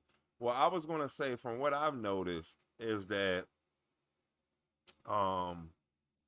the years that I've only done female only growing, every one of the plants seems to try and pollinate itself. I think all the plants have hermaphroditic traits in it.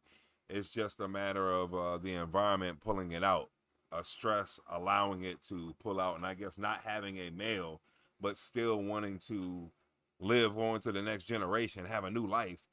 Yeah, you better have some hermaphroditic properties in you, or these seeds ain't happening, baby. And I guess it's just a matter of, what do I hear? Thai plants really are hermaphroditic. Some of them to the point where you can't even really get any value out of the plant. It hermaphrodizes so bad. But I tend to think, because it is such a rainy environment, and plants probably don't make it through succession from it being just so damp, the rain period, the monsoon season or whatever, that it probably, really has to have that hermaphroditic trait. Because, say you start with 20 plants in a patch, maybe 2 survive out of that due to just environmental conditions. So it probably is more upscale for the hermaphroditic trait to come out in order to just survive. Interesting. So I'm guessing, I'm wondering about these plants the same way. I'm guessing they're sensing the conditions, or is it just interbreeding and it just going in a bad direction, or what?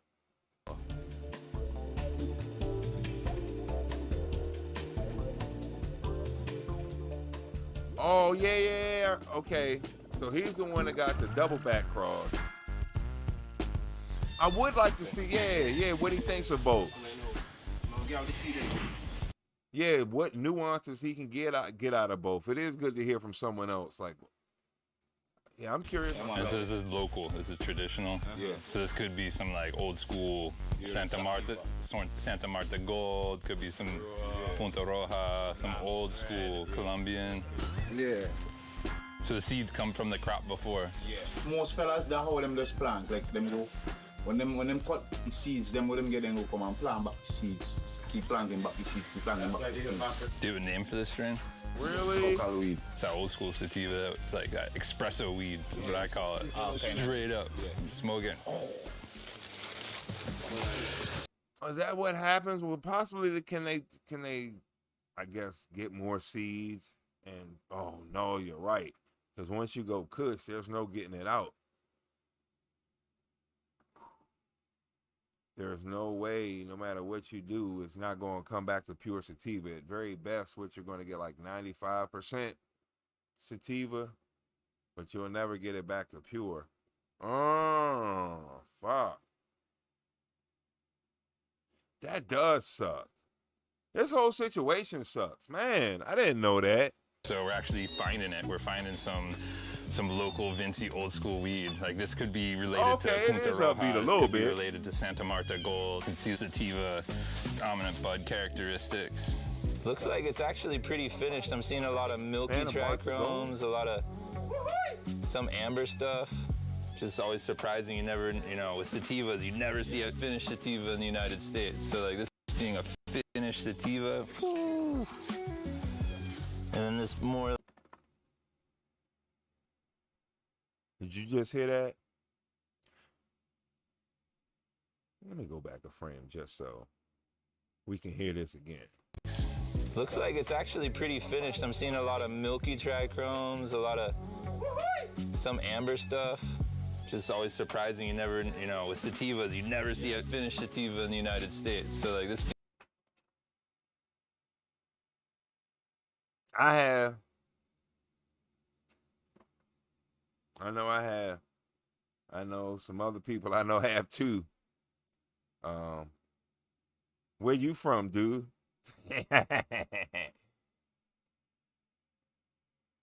Four and okay, shit.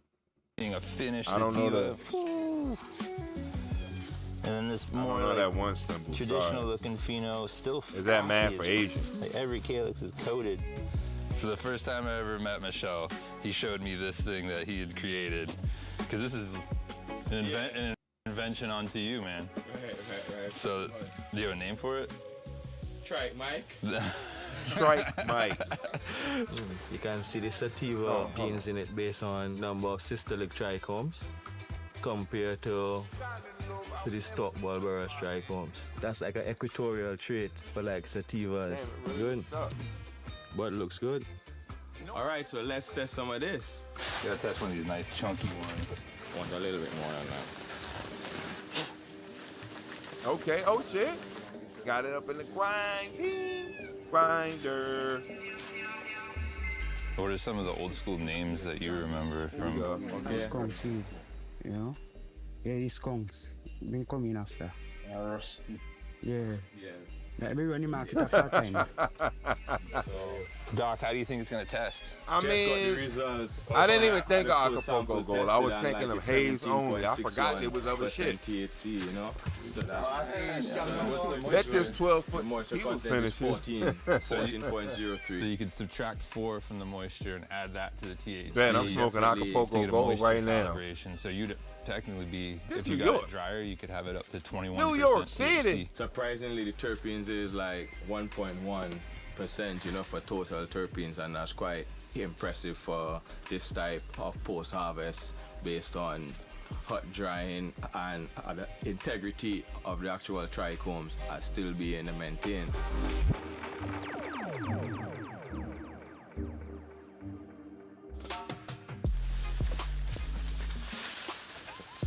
Woo. So I have no That idea where we're RSO going. Now we're coding was a trekking through mistake up, and a up the blessing. hill to the next spot. Apparently the next farmer is going to give us an interview. This is crazy. Mind floating, bodies relieved. Fuck. I do enjoy the like little travel though. The tracks are nice as fuck though too. Yeah, see that?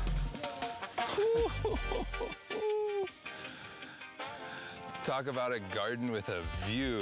Look at this, oceanfront, ganja field. This is any cannabis grower's dream that I've ever met. Like, give me a little hut here and a hand.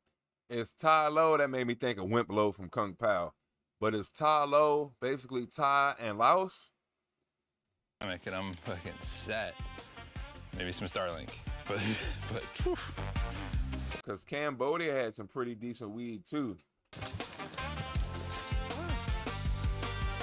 Something's Laos. Everybody argues over the term. Oh, is Mango Haze Laos? Is that it? Like something has Laos in it. Is it Reclining Buddha or Buddha Sister? Mango Haze, Strawberry Haze. Something has a Laos variety in it. I just thought of that. I mean, it can be an original gangster, organic back in the day in the old catalogs, but OG right here is ocean-grown weed at its finest. That shit fucking Spicy notes, you know, like green I'm not mango gonna finish skin, this bit. you know.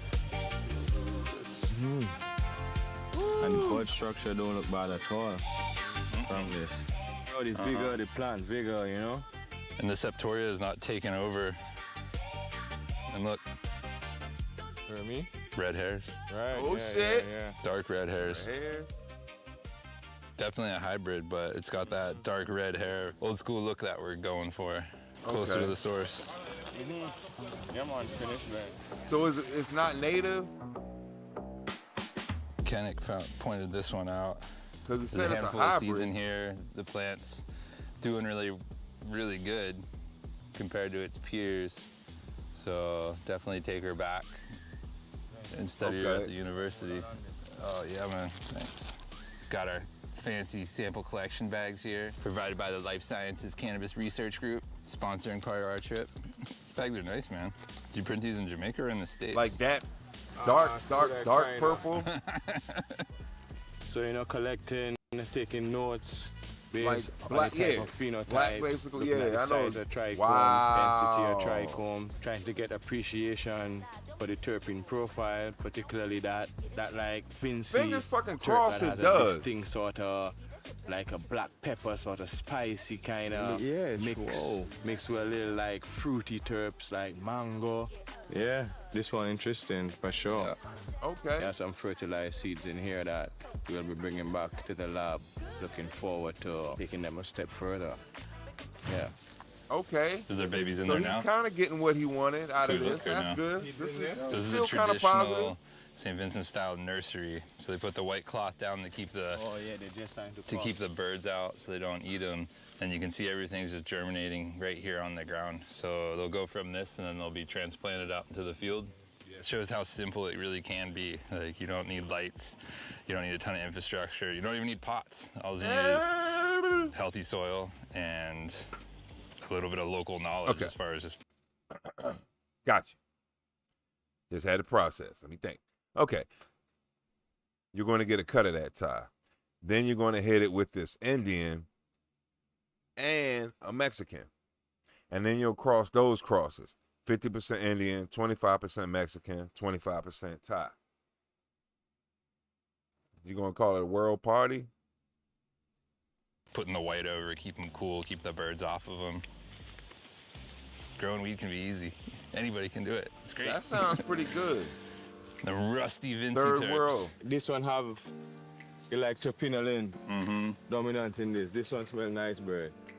Yeah, but the structure of it's pretty tight for a sativa. It's choke loaded with seeds.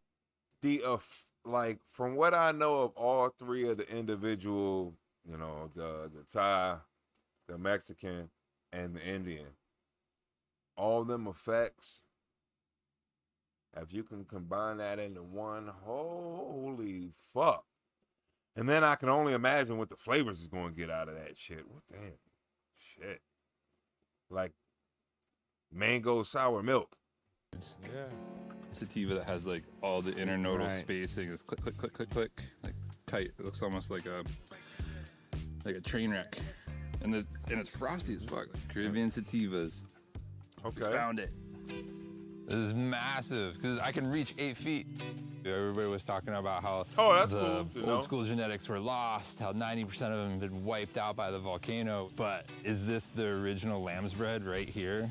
This is some old school landrace sativa right here. So could be the bloodline of the Punta Roja, the Santa Marta Gold, and it was definitely referred to as lamb's bread earlier. So, and the terps on her, she's early in flower, but the terps are coming out like kind of like an old, like a train wreck haze, terpinolene, a little bit of pinene. Like it's definitely 100% old school. One of the only places in the world where you can grow weed like this. It's nice to meet you, lamb's bread.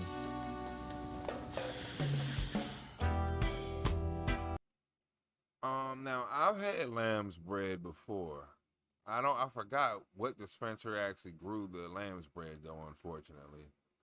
But I got it from a dispensary and it was clearly something different than I had ever seen before.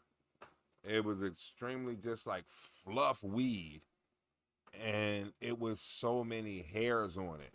It was just ridiculous. It was just bastions and bastions of fucking trichomes on it. And pistols. Very fluffy and soft.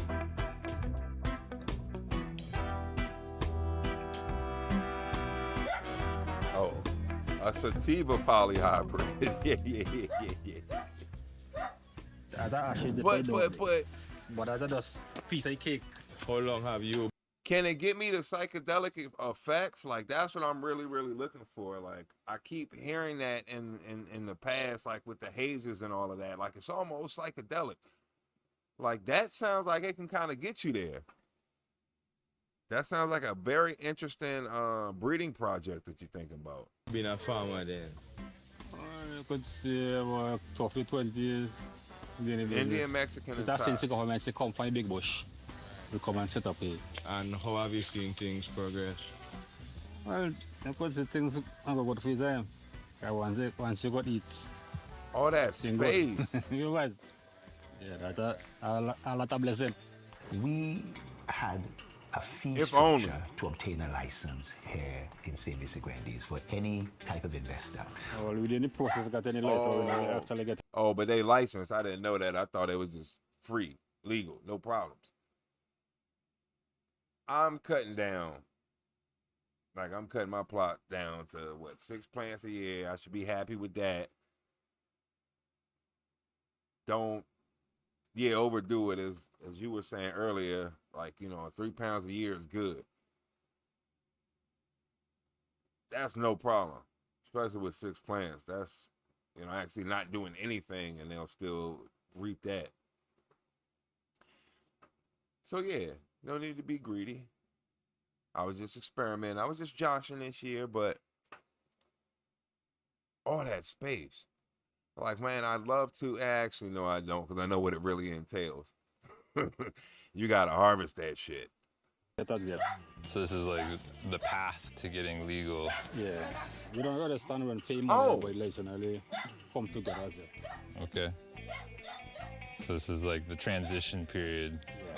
The Talo is a South African. We learned very early that the traditional cultivator must be dude with the Talo, the also South part African of this industry.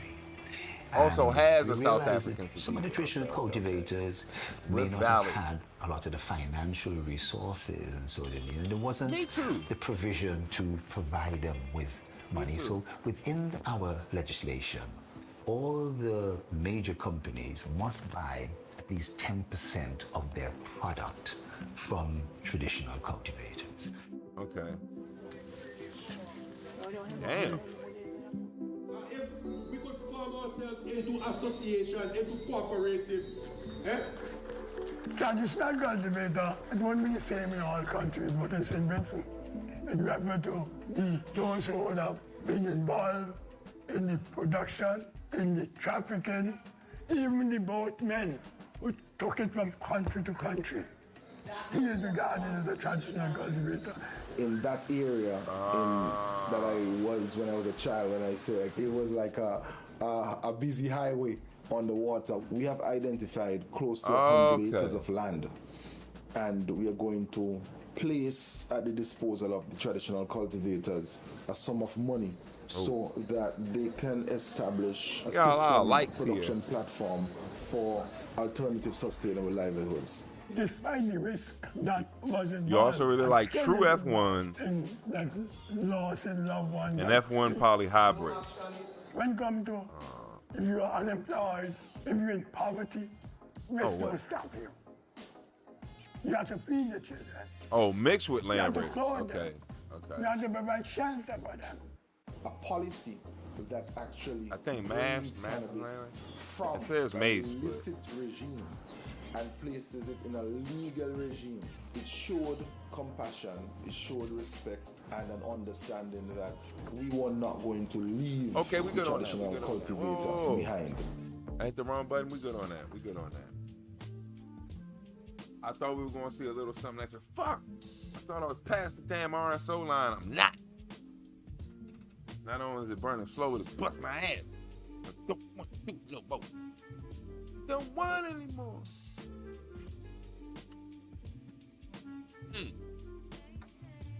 But actually, this is actually really going to help you sleep. I was having a little bit of difficulties earlier, Now I feel like I can fly, I feel young all over again. Ah, baby.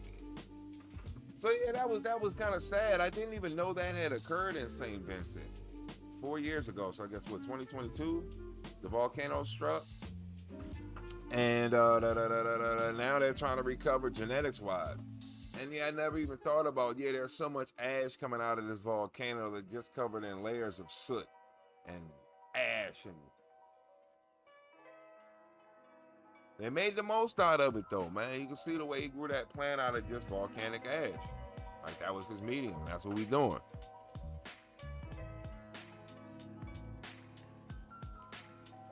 Oh yeah. Oh, made. It ain't you. I figured it was autocorrect. Anytime there's a mistake, I figure it's autocorrect. I don't care. I don't care. I'll try and figure it out before I'll make somebody try and type it again. It's okay. So, you really like true F1s and F1 poly hybrids made with land races. I agree with you.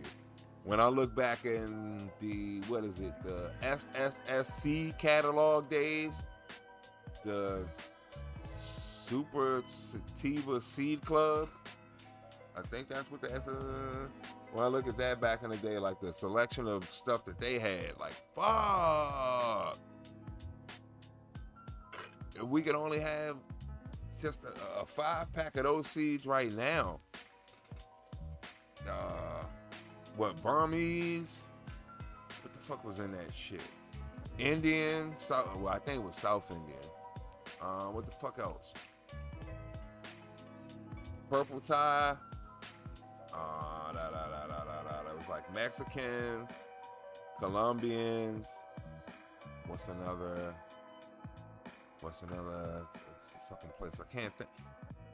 I'm trying to think of the catalog off the top of my head, but I'm seem to be struggling quite a bit. I gave you the best that I had, but I know that a good thing that they had done is like finishing time. You know, this finishes in October, this finishes in November, this finishes in December. And that would kind of let you know for your region what you were able to grow to finish. And fingers crossed it can still happen. But for the past 2-3 years, I've been able to go into November, December as far as harvesting goes before anything really freezes over. Now it'll be cold as a motherfucker. I don't really see the point of it being out there because it's so fucking cold, barely any sunlight. How much growth can you possibly get in a day? But they still be out there making it. I'm gonna let it live to try and get as much out of the 16-week finishing time or close to it as possible. And I guess by the time it's December, we're at like the 22-week mark, something like that.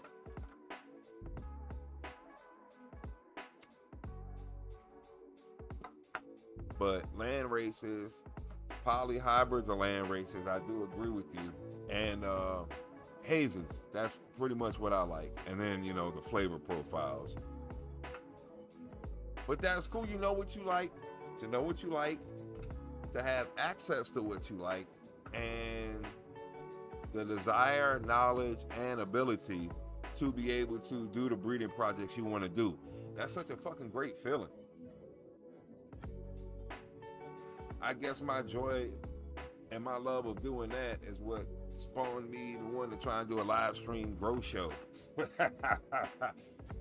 And surprisingly, hey, there's a lot of people who love growing weed, breeding weed, and making edibles.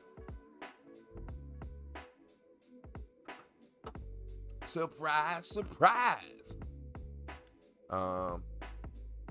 You had a beautiful Mongolian indica. Wow.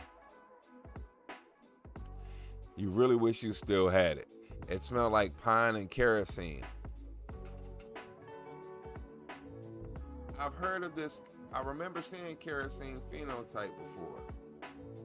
Maybe you've mentioned a Mongolian. Wow, that's the shit that Genghis Khan was smoking on. That fucking kerosene. Fuck, that would be nice. So, okay, I'm gonna see you on one of these damn videos.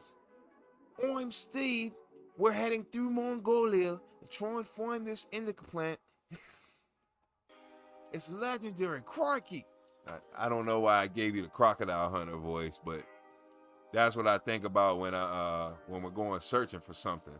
One of them type of videos. We're here looking for.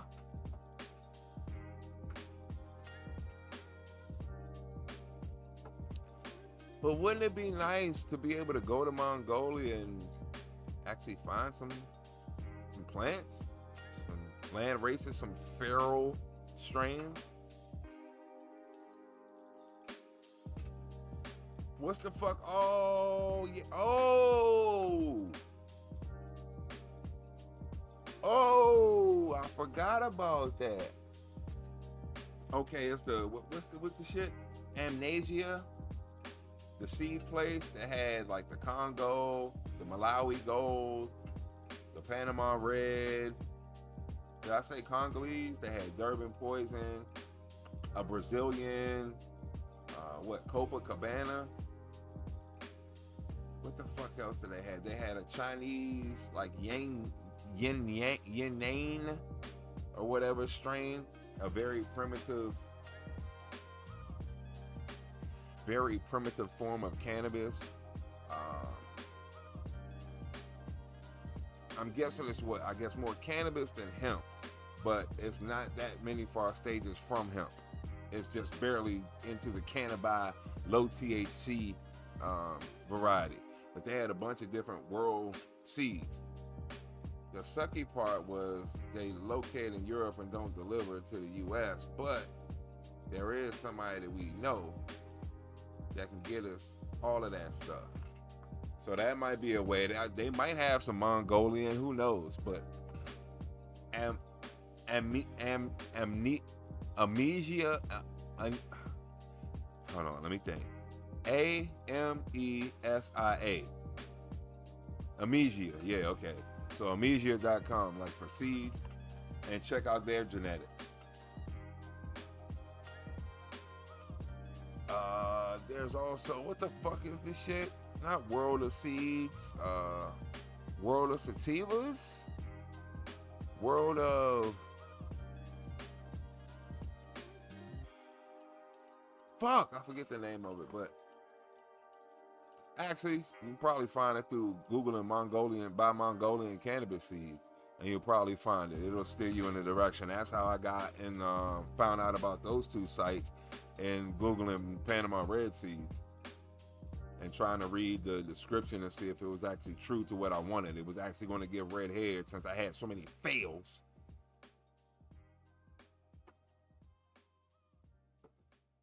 I've actually got 3 red-headed strangers in the ground. The one plant I was working on in the front was red-headed stranger number 2.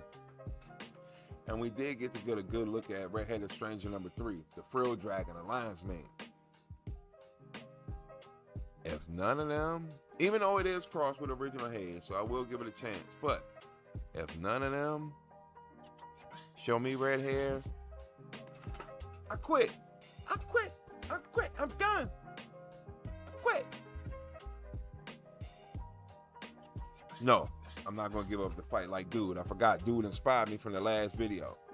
He sounded like it was right up my alley. He's looking for the red hairs. He needs those red hairs and the tropical flavors. He was claiming it was mango, and then there was a little bit of spiciness to it. Now I'm figuring that's due to the soil that it's grown in, where the spice is coming from. But either way, I'll deal with that. And that also sounded kind of like the description of the Panama red that I was seeing. Theirs tastes like strawberries, but also like hints of black pepper spice. And the red hair. So that's most important. I'll work with flavor. Red hair, that's what I need. What I need, what I want. Growing land races is a good way to get familiar with other countries and cultures. And I'll say food and beer too. Food and drink is another good way as well. That's why I kind of find it hard to hate anybody You know, I definitely got racist jokes, but I don't dislike anybody for the fact, like, I really kind of like your food. Please don't spit in it. Yeah, I can't be mean to people. Like, damn. Mexican food is like probably my favorite. Then like Colombian, they have this, I forgot what the fuck it's called. Brasa carne, I forgot what the fuck, but it's basically beef stew. But I think it's yuca instead of potatoes, yucca instead of potatoes, and I forgot what spices in this shit. Oh my fucking goodness, yeah, I couldn't be mad at nobody. Peruvian chicken.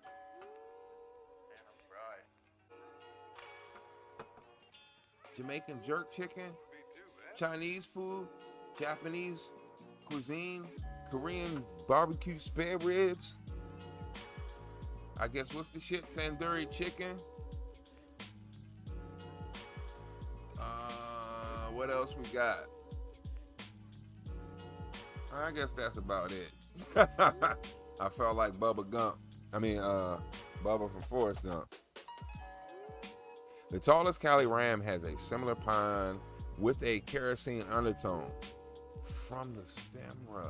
Okay. That'll work, man. That'll fucking work. But it's not Mongolian, I get you. It's nice to say it had a little bing. This is Mongolian. But I'll deal with it. Oh, shit. No wonder. Okay. I was like, yo, why am I fading so fucking fast? Oh, because it's 2 in the morning and I got to go to fucking work. That's why. How am I going to make it? Oh, we hanging fucking tough up in this bitch. Fuck yeah. Let's see what Kick is doing up in the house. Up in the house. Kick up in the house. Everybody kicking butt. Thank you for fucking being here for real. So, how am I going to set us up for our next video here? Let's see what we got. Because like I said, I was trying to throw this little live stream together after the Sauce Up Sunday. So this is like the Insomniac after party. I couldn't sleep. Now I'm so high and wasted. I don't even remember what I was trying to forget. Or something like that. All right, so desktop top.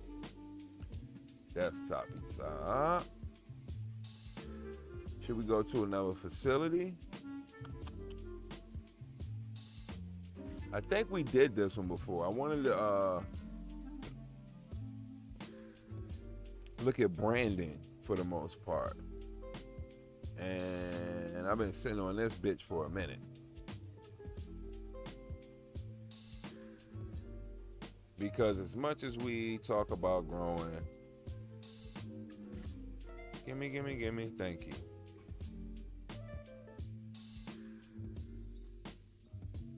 Ooh, cool. Everything is sized up. This is about a New York dispensary that is branding, marketing, I don't really know how you want to say it, but sets it apart from the rest of the pack. And I figure with, I guess, transitioning from into professionalism, any little trick, every little thing we can use can help. It's all about the money. And anything we can use to get it, we will take. What was that? Yeah, we will see how it translates in the fly. Yeah, sleepy, right? What's that?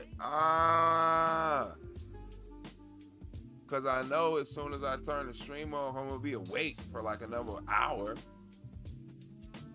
So I guess, okay, I got to make it to like 3. Then I don't know, I'll be out. Oh, yeah, we just getting started, bitches. I got half a beer. Let's check out this. Oh, okay. Again, dude, you stuck to that. This is what did it. The RSO oil on this shit.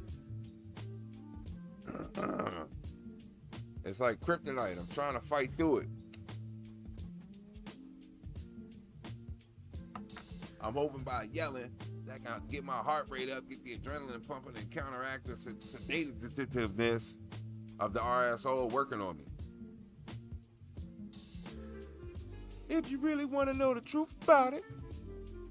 So there we go. Let's go into this New Jersey dispensary and see if we can learn a little bit of lesson.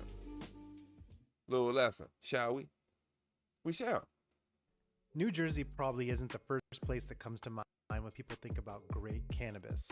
But for years, this state has been one of the most discerning cannabis markets in the country. Dense population, high income. Consumers know exactly what good weed looks like, smells like, and when that grow is producing organic, living soil cannabis that sells out almost... It's in a dispensary, but I just realized the proximity to someone else I know. So this small New Jersey grow sells out in days. The craft cannabis isn't dead yet. That's the name of the video on YouTube. New Jersey probably isn't the first place that you comes started to mind. over? Oh, because I pressed OK and not cancel. Subscribe button. Canna Cribs again. Oh, I wasn't even aware it was Canna Cribs. Powered by High Times, baby. Kesselman and Raw. This motherfucker's big time. They made it, baby. What percent They don't of get more the plugged in flower than on that. shelves in New Jersey do you think is like living soil, like all natural organic? Less than 1%. Made it past it, baby. It is one of those things that, like, we've been doing can it for feel so it. long at this point, like, it's kind of second nature. I think, you know, the commercial farmers in the state would, like, look at us like we're insane. Are you insane? A little bit, yeah. People think we're huge, too, which is even funnier. I didn't even know that. They can add caffeine to coffee. Why didn't I think of that? I guess you can add anything to anything. The new coffee's fucking awesome. 20% more caffeine than the red bag. Okay.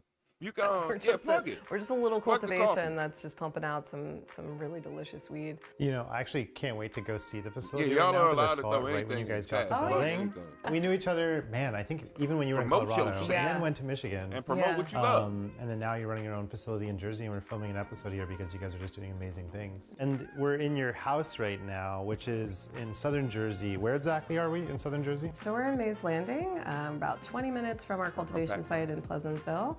Oh. Pleasantville. 20 years ago, or even when I was a teenager, to say I'd be with like an amazing person that loves the same thing I do, and holy shit, we're growing weed and we're this close to our family and friends, and yeah, it's a really cool thing. You know, Lindsay said that you're really the brains behind the cultivation aspects of Brighter Side Farms. Tell us a little bit about how you got into cannabis cultivation. Finding seeds in weed and saying, man, this is cool. You can grow this, and other people do it, and they're successful with it, and then just trying it and going for it. I was young. All of a sudden, I was able to grow weed, you know, have weed, and then share it with people, and doing it on my own accord, listening to radio shows, listening to just public radio, WHYY, Bet Your Garden, on organic farming, and seeing what it does for other plants, and then learning what it could do for weed plants, too. A radio show. And as I understand it, like you guys deliver product to stores, and it's sold out very quickly. Yeah, product that we deliver to stores can sell out in less than 5 days. And that is, I mean, that's a dream, right? The type of connoisseur level, higher priced product that we're producing really only is 5 to 7% of a store's clientele. And we recognize that going into it. Damn.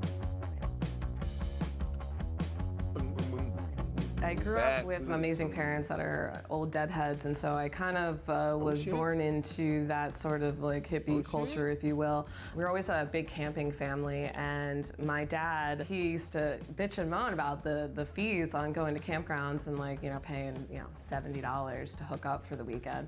And so he discovered that we could do little mini festivals all over PA and pay $50 and you get music all weekend and you get a scene. And so we started started going to all these little festivals. Frank, who, you know, is your partner, and as I understand it, like you guys started Brighter Side together. How did you guys meet? We had the same. Oh, so okay, that was a nice little life hack right there. Interesting. Instead of paying the campground fee, just go to a fucking concert for the weekend for the same price. I gotta rock another pot, but I'll probably get that'll give me a heart attack. So you gotta take it in levels. That's fucking funny. You gotta wind yourself down. Most caffeine, little bit of the 20% extra caffeine, and then like the normal everyday pot of Joe for like the early morning. I know that you gotta wind down instead of wind up. Same friend groups, essentially, and then when I started going to little festivals, we started bumping into each other constantly. And it got to the point where I was like, all right, I'm done with the Philly scene, and I want to move either to Colorado or Montana. And Frank and we had just started dating, and he was like, let's go to Colorado. I'm like, let's do it. So we packed up all our and we moved out to Colorado. Frank cultivates cannabis everywhere, and I say that and I laugh because when we first started dating, there was a brief time that he, you know, was staying out at my parents' house while we were getting ready to move west, and he actually started growing cannabis in a little air garden, and my dad loved it. He was like, "This is so great." So he's like, "You're in the family." Yeah, exactly. Oh, the headphone and juice. You know, Frank had grown in multiple states, California, Vermont, Philly.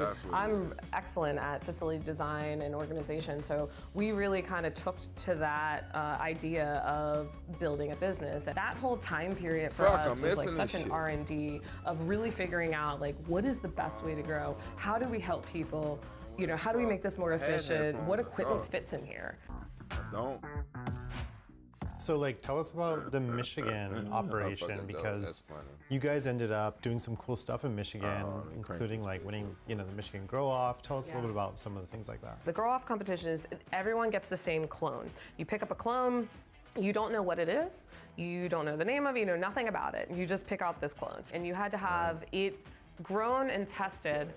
So we put it right into our production line. We didn't change anything. Everything's done through lab testing. So you submit the results, and whoever gets the highest total cannabinoids is, you know, the winner of the competition. And our cultivation won first place. I talked to one of the lab guys, and he was like, "Yeah." People were like, pissed off about it. Like they were like, "Who is this like no-name company that came out of nowhere, hasn't even been operating for a year, and they just won the Grow Off?" Like, with living soil.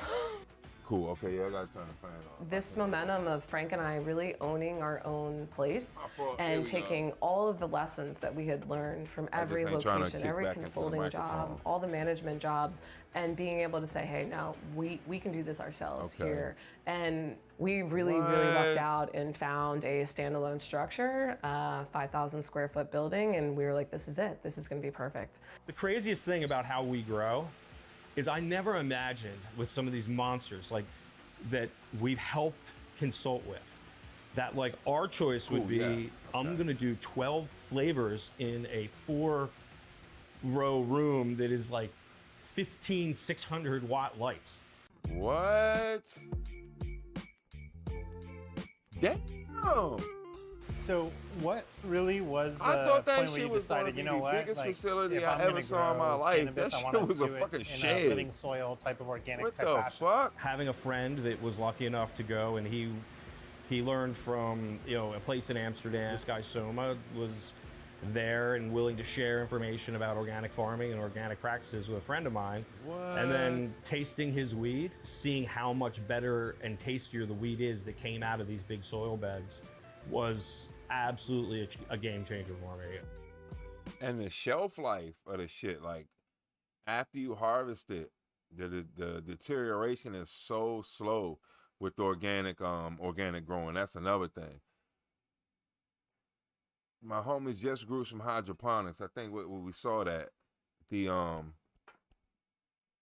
Hindu Kush and the Runts were both grown hydroponically, and it had no real structure to it. Like, I understand the way it was grown and all that stuff, but that's basically what I'm trying to say, because it seemed to be more water-based and not soil-based. It didn't have the density. That's what I'm trying to say. It didn't have the density.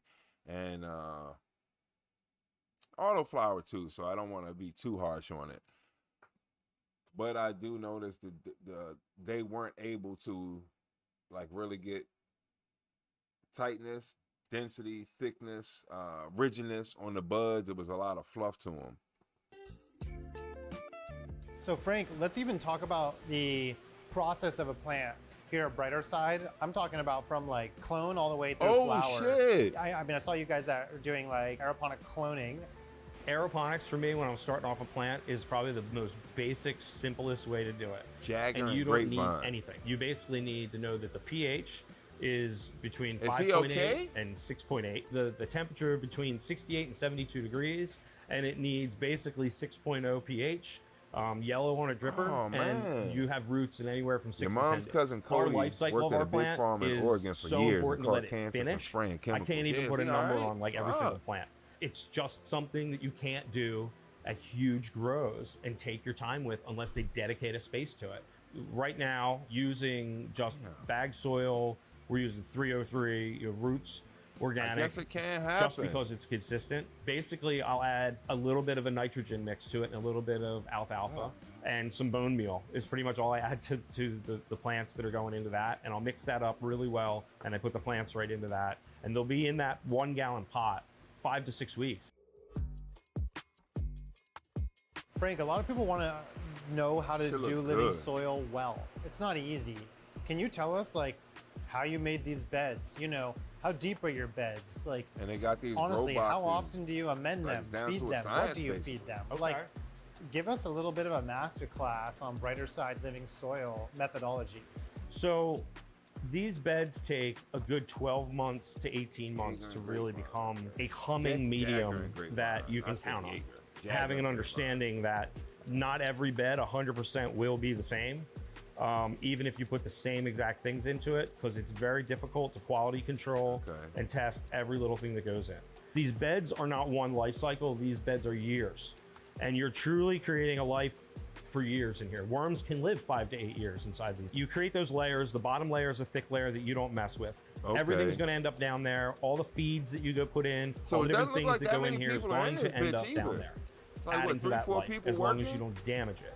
We really think about the bottom half 5 gallon as bucket. a crust that we never really break through when it comes to mixing or amending or any of the things that we do. You might touch into that area if I have a slightly door when you open. transplant a plant in, but mostly that bottom area is where all the life stays and grows and is undisturbed. So we'll have the red wigglers and night crawlers, and the night crawlers are a little deeper than the red wigglers, and I wait about a year until I add them. So really when it comes to this, that top layer, you want to have a lot of air in it. You can even mix it with cocoa. You know, you can mix it with all types of stuff, clay balls, stones, that stuff that's going to break down, it's going to sink down, it's going to get eaten away, and it's going to biodegrade as it gets into the lower layer He got over his time. revenge. Patience. Let it happen. Because earth outside your house, it's there for a long time. These things that create amazing rich soil takes a long time. We water by hand, keep it simple. Is really where it's at when it comes to these beds. You can put in a bed like this, and this thing, you can put resources into it, and you can go out and buy what you want as far as your inputs. And a year and a half later, cut those inputs in half.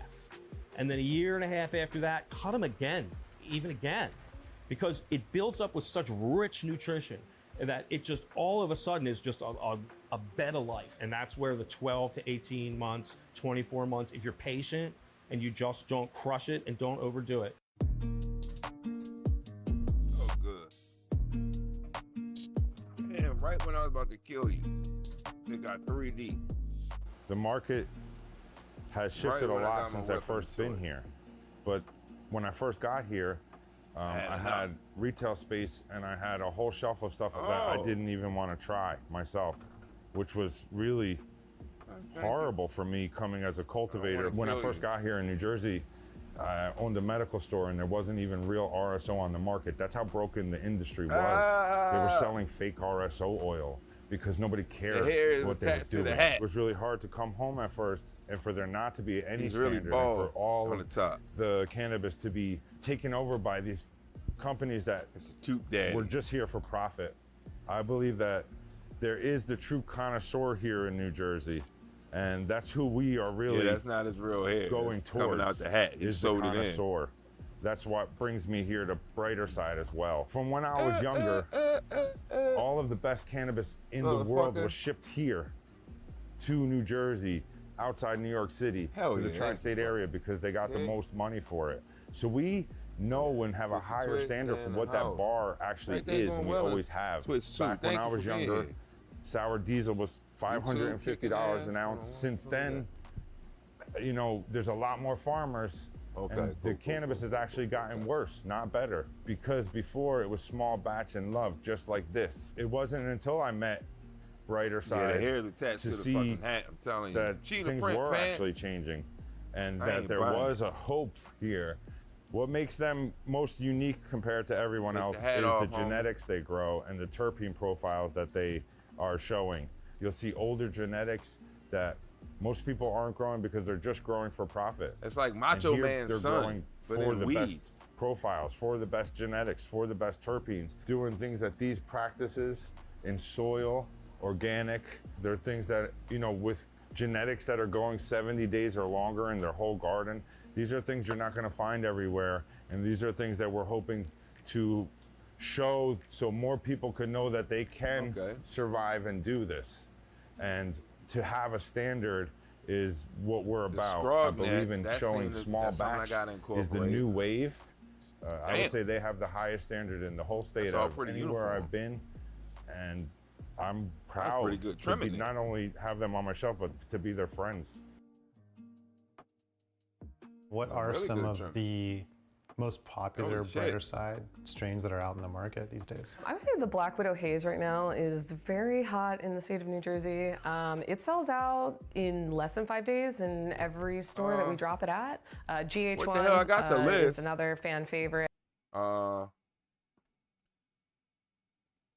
I just for immediate understanding of the flavor. So Chocolate for chocolate, Strawberry Haze for strawberry. It could be strawberry cough, whatever, just a strawberry flavor. Strawberry Haze seems to be pretty decent for me so far. Go away.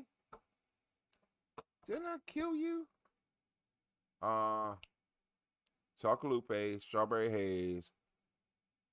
What the fuck is the other shit? Oh, pineapple. I don't have a pineapple yet. I haven't grown a pineapple. I'm going to try Pineapple Express. So let's see what else. Pineapple, strawberry. Then I guess it gets the hazes. I got the colors and haze after that.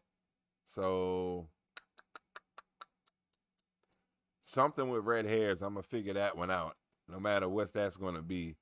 Red-headed stranger, Panama red, whatever, you know, Pilla Roja, Punta Roja. Jamaican red hairs. Okay, that's something different. Yeah, I don't want to kill you. And shit, it's something else. Oh, so then I guess what? Neville's Haze, Purple Haze, and then the shit I've been working on. I guess that's it.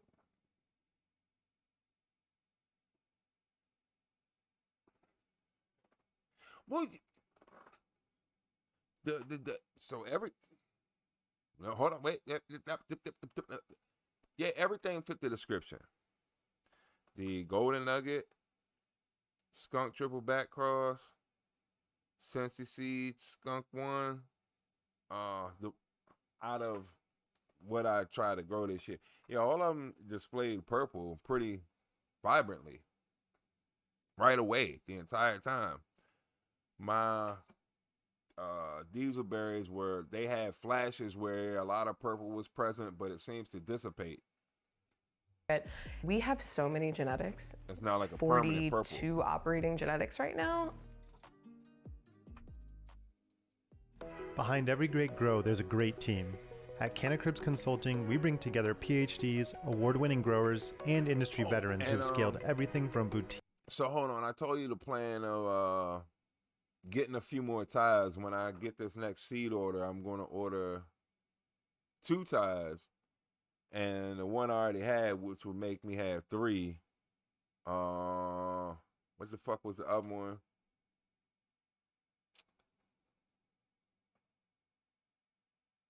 It was a couple of hazes. I guess that's what it was going to be. I was going to have a bunch of hazes and a bunch of tires. Oh, and some cushions. Yeah, I was going to have like 3 different like Afghanis or whatever. So have a few kush varieties, 2 to 3 on a seed purchase as well.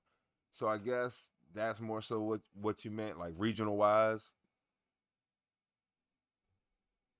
Go Pakistan.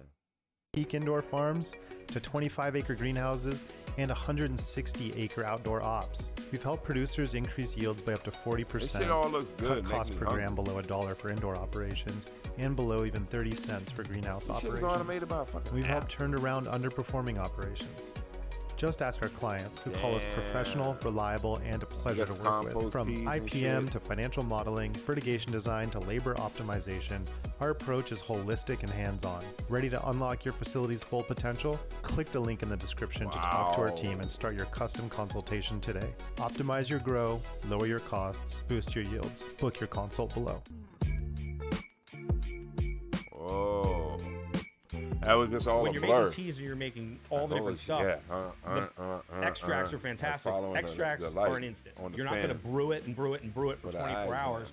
It has the right amount in there. You're going to throw it in. You're going to feed it right to the plants. You basically take Stash Blend, which is a great extract, throw it in top of anything that you're doing, so even like a just lot of compost general tea. feeds, and it's automatically going to spark up life. It has a lot of microbials in it. It has the right kind of sugar in it. shit's so Some chunky stuff and does not good. want molasses, and that's what Stash Blend is. It's different, cleaner sugar. It's what plants That's how you want to fund these finish and damn ripen and videos. pop. It has sea kelps in it. Get the It has plug with silicone in it. It has Stash, humic get in it. It's all powered by things that High support Times, life which is inside of powered it by Raw. instantaneously. Stash Base You is a got very yourself a simple damn mixture of a lot road of tour things show. that you can spend a lot of money on trying to mix yourself. And really, it's an easy top-end amendment that you can do. So I'll amend 4 times a year, just kind of a top dressing amendment. And if you're using something like Stash Blend all the time, you're constantly adding small amounts of microbials without overwhelming the bed. So you're basically like assisting and assisting and assisting to get to the end. Humic acid, that's inside the That Stash shit is a Blend. It's one of the well-fucking things that like oiled machine, fortifies, it motherfucker. helps things Damn stabilize. hairnet If you've on, made teas fucking and you've just radioactive used soup. like worm castings and you've brewed them for a Everything's while, prepped looking for like, why isn't this like showing me what I want it to do because I'm making my own recipe? One of the things people do miss is fulvic and humic acid. Those things, when you increase that, besides the great things it can do for the roots in the soil, inside these mixes, it does help react in the water to help stabilize some of these mixes. Stash Blend, the nice. Some base, Highland and the boost. I mean, pretty much those things are simple things. There's a lot of I've gone through that I have that made it complicated. that was I one have of the 45 things, that I have was one of the 25 seeds things, I I was have gonna 10 order, things. You're some like, why do I Hindu have all this Kush. shit? And And then you try and becomes time simplify it. consuming. Yep, exactly. This is Fuck something what, that Hindu Kush? is more of a Oh, is directed it here? feed. I fucking got the When list. you're Thank at you. week No, it's 2 not. or week 3, it's a little Fuck, bit of a no, it's lesser not. bubble. You know, it's not quite as got a aggressive as list like a of this shit 24-hour somewhere, bubble.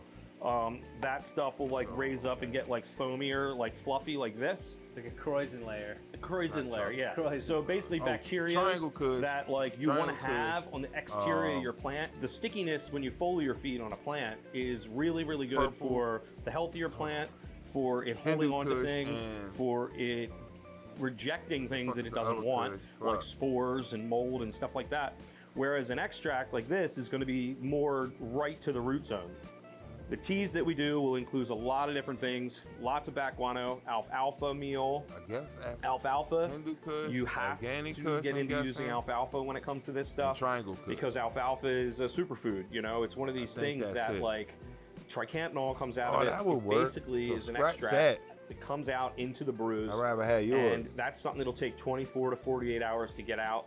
And that's going to super boost your plants. Then I'll hit it with another tea which is only 2 teas that I really use, once at the beginning of the transition and then one at about day 25, 28, right around when a lot of roots stop going out, like I and use kind the of coffee can exploring the root airtight bed and just stopping their tracks thingies. and then just start pulling everything in. That's the same I'm on like my time third when I'll hit it one with a now. second big feed. I mean, it's and that'll be a barely big tea, anything in a it, but- spray. That'll be the last time I Yeah, spray. man. So I'm you're gonna need using more your space for teas this also as foliars. Oh yeah. Awesome. Yeah, that And goodness it's on the in a outside is cooler amazing bag. for the bottom of your plants. Yep. So I get your method now. Your teas are more like your Like your it's monthly lined. I think you can feeds put that ice are directly actually, in the like, bag and fortifying shit not for only taking the to the plant, but beach. the soil. I think that's feeding what the it's soil. actually for, but Absolutely. that's where all your, the your little mixes seeds are are an at. instant application. So the Conserve seaweed whatever in the temperature stash it- blend, the corn steep it liquor, is, a exactly. little bit of the You get the silica point. for some cell wall production and Kelps, different kelp. types of More things that I controlled use as temperature, far as, actually. It you know, keeps the temperature seed more extracts, stable. you know, all those There different we things go. that we get Yep. that we put in there. Yeah, that's instant stuff. You were mentioning earlier about rice tech. Oh, rice. Yeah, that's. I mean, believe it or not, jasmine rice Okay. works. I just like eating jasmine rice. So, we eat a lot of rice. When you take clean, great water and you wash your rice Well, nobody really well, in and you these take the rice videos wash. is using Starch stash. comes out, right? There's lots of things. Vitamins come out. I take that and you let it ferment, Rice. you know, for 72 Oh, shit. hours until it has like that smell to it, where it's like a yeast, Lactobacillus. like a yeast, like before it like starts turning into turn alcohol. sour. It's rice wash and it smells great, and it's like right at that point That's where like it's like almost like still smells koji. good. But you take that and I put it into one of the brewers, and then I let it brew with what is in there, a part of the 48-hour process, just to spread that out, all that the So vitamins you're and adding good nutrition vitamins from the what? from the rice wash. Whoa, We're blasting it with that's these some heavy lights funky all of a sudden shit. in the morning. It helps them like That wake means up it's working. and almost like get filled up again with like, like their coffee for green. plants. It's kind of like, I guess you could put it that way. It's like coffee for plants. That, and then I use crab That's juice fucking basically. I'll ferment, you Crab know, emulsion? Yeah, it kind of smells like down to earth, which is over here. But you take basically the crab and fish Okay. emulsion, Yep. and it's basically shrimp waste. So it's a crab shell, shrimp We use shell, those same and you type can just let that containers at stuff the ferment food company. until it reeks like you think it That's would, interesting. and that's perfect. Yep. And then you add it. That's when it's perfect. That's when it's right for perfect. the So that'll help application. release like enzymes in the plant that basically will move things quicker through the plant, and it'll help clean the plant almost. It'll help convert dead, dying goo that's did on the learn root system something. into sugars. Yep. You know, so it's like that's one of the things that Yeah, mix the stuff does. that's decomposing that just needs that extra boost for the plant to Exactly. convert to And nutrients. it'll give you healthy roots. Yep.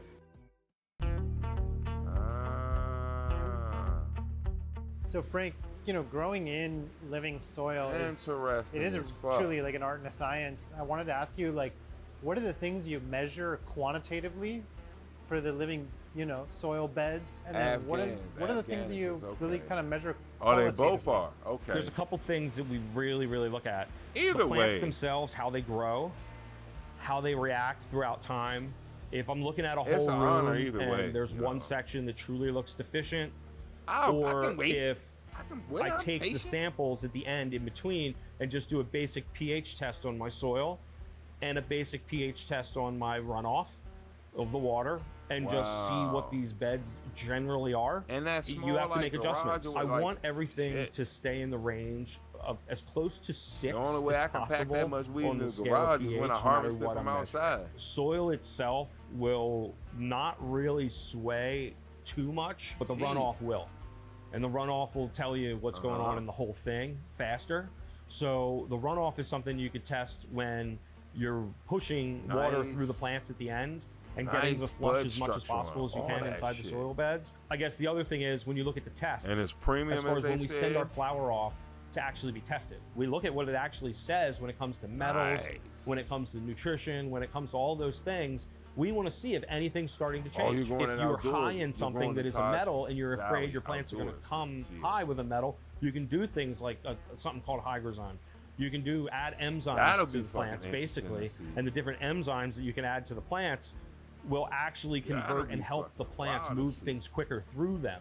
This lighting and this temperature and keeping things controlled, staying I wonder if it's all 72 beat up, degrees, if it'll grow right around tall, 72 degrees for the last like 4 weeks stays in my under, say, flower, 5-6 being all the way feet. up to like 84, 85 degrees bushy when it it first gets. Yeah, comes that'll in, be interesting getting it to down see to like outdoors. 78 degrees for like the middle 3 weeks. It's pretty much where I'm at in here. And humidity, I'm a little on the drier side. I'm always around 40% color. in here. Cool. Soil's a little Cool. different. Cool. I want it to forgot dry about back. that too. Plants Color. are not going to show you in a living soil bed that they need water. And if they're asking for water, like you're late. And Quest is one of the companies that we use. There are dehumidifiers. They make it possible to actually do that with all these plants. Circulating the air So at this the is how top they of the control room, the keeping the dehumidifier at the front of the room at the top. It just makes it so that we suck everything out of here pretty consistently for what the plants want. Quest is an American product. They're made in the USA. Everything in here we source for that because it's quality. It's going to do what it's supposed to do. Another one done. And if it doesn't, they're always going to answer you and help you. They're going to make sure it's right. The investors, they usually look at living soil and say like, this is chaotic and it doesn't make a lot of financial sense. So they usually almost never go in that direction. No, they don't. A lot of our consulting revolved around multi-tier systems, rock wool cubes, But you know what I cocoa, thought about that sort of commercial. too? I fucked up where this year, one of my, I guess, goals for going into this year, plans, was all right, I'm gonna try and take some of the plants. This before I knew what I was even planting, so I guess that's why this goal backfired and didn't work, didn't happen, didn't come to fruition.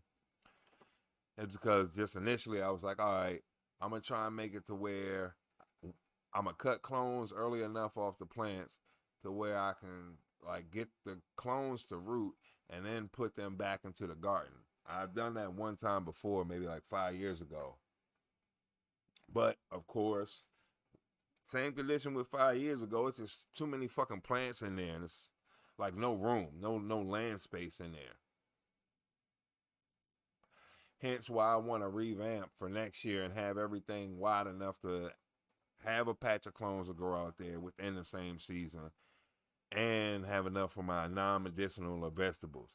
Like Paul earlier in the stream, Sauced Up Sundays stream, he was talking about he had a patch of lettuce, eggplants, tomatoes, onions. And I got to get back on my grind with that shit. All I got is what, potatoes and fucking strawberries? Side of things, you know, because that's where the money is. I would say 5% of the marketplace maybe is even participating in living soil. There's not monitors and automation when it comes to living soil. And when they look at widgets, they look at spreadsheets, they want to see consistency. And a lot of that is like a Betty Crocker style cultivation. You know, it's black and white. This is what we do. There's no changing. This is the method. And you know, to be a living soil farmer, you have to be really like in tune. You have to be a real cultivator at heart. I really do believe that. Like we don't have monitors in our room that like go off when something's wrong. Like you walk your ass in there and what does it feel like? You know, and you have to be a real farmer to know like what the environmentals are. So you can't, that's not something an investor can invest in. Mistakes are easy to make. Overdoing it and pushing the plant will definitely cause more harm than good. That's cool as shit. Watering consistently with non-aerated water with no oxygen.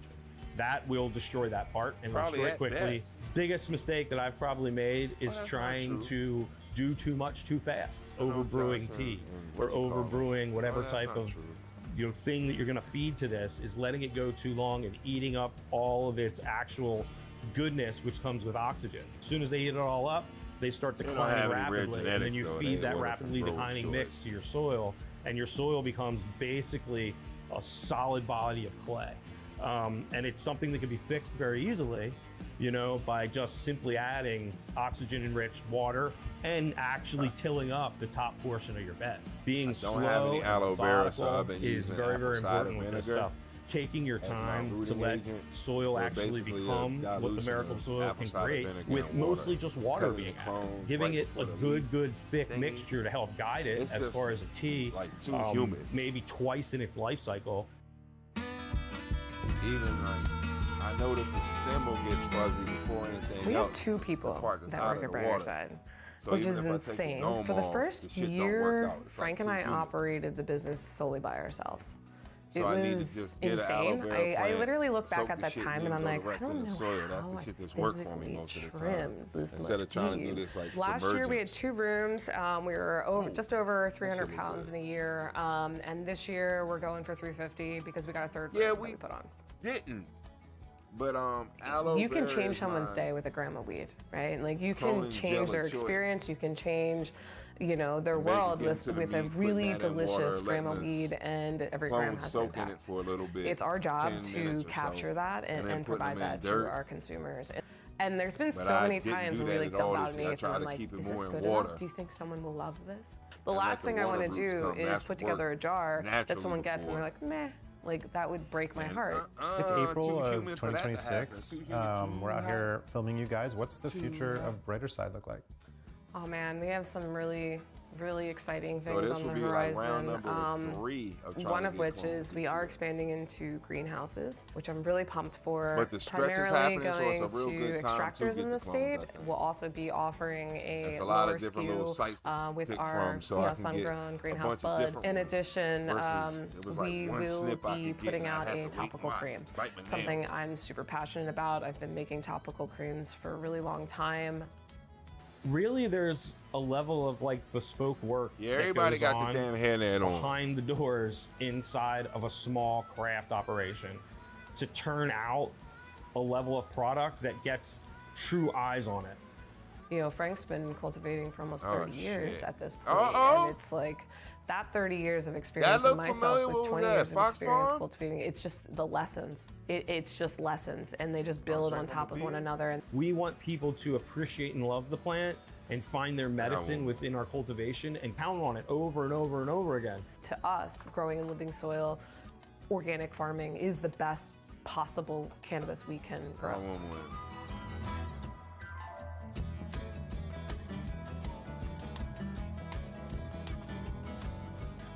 First of all, I don't like when people call it sub.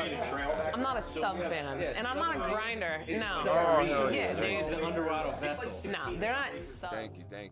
Because I was really struggling hearing that shit, big time. Thank you for the show, though. Now, the one thing we do have to change before we get out of here, because I just cracked beer number 3. It's like, why is there 3 bottles up here and we only had 2 beers? Well, that's because the first one is from earlier. 2 chicks. Thank you, lady. Thank you very much, ladies, for our celebration of the body count of 2. Can I get a 2? Thank you. Everybody and everything. What is going on with me right now? I said, thank you. King of streaming, especially at 2 a.m. on the East Coast.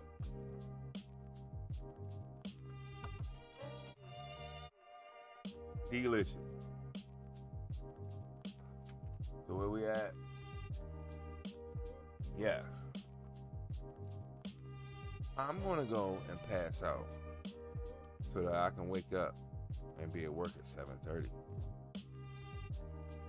I try to do my part, get you through the night, educate you, entertain you, edutainment, as they would say.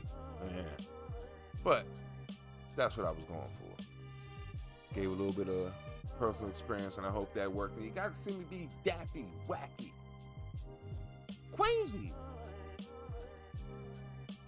and smoke a bunch of weed and drink beer. But I appreciate everyone being here. I should have taken some of that fucking coffee. The fucking RSO shit knocked me out. That was a fucking bad idea. I had a heavy dose. I had a whole 1/10 of a milliliter.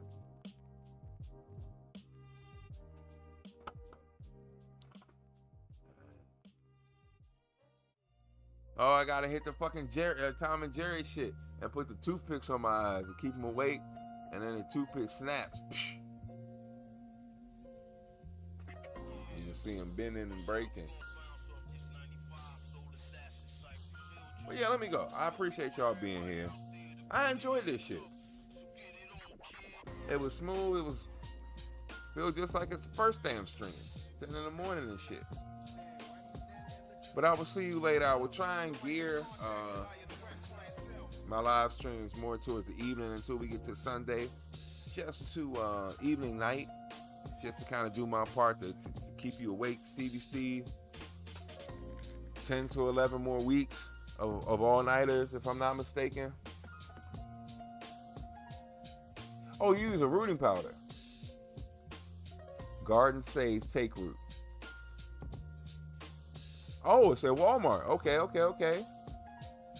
Just take cuts and set them in a cup of water and dip the powder onto them. Okay. It's at Walmart. And you foliarly feed with aloe every so often. I was kind of in the habit of doing that when I had a few aloe plants. See, I just need to get back to my roots. Not be so concerned about the medicinal plants. Be more concerned about the non-medicinal plants like I was in the beginning, because I only had one plant. All I had was one mic. And now look at me. I got greedy, got excited, and barely got any vegetables out there. But need to get my aloe out there. I had an aloe plant for like 3 years. Taking it outside, bringing it inside. Taking it outside, bringing it inside. Then I got cocky and left it outside and it died. So now, I think I'll reincorporate that practice.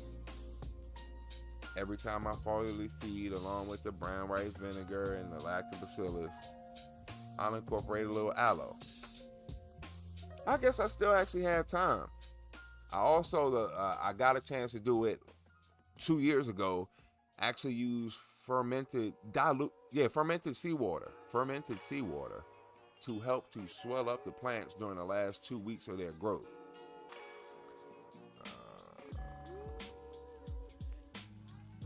You was hanging out.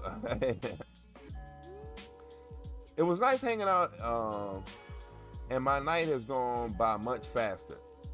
Oh, than it would have normally. Okay, cool. Well, that was the point. That was what I wanted to hear. That's what I was hoping for. Of course, could have been done a little bit better, but I tried. That's what you get when I think you got 3 beers in your system before you start. Oh no, it said 5 beers when I had to change the body count. When you drink 5 beers and then you come on and drink another 2.5.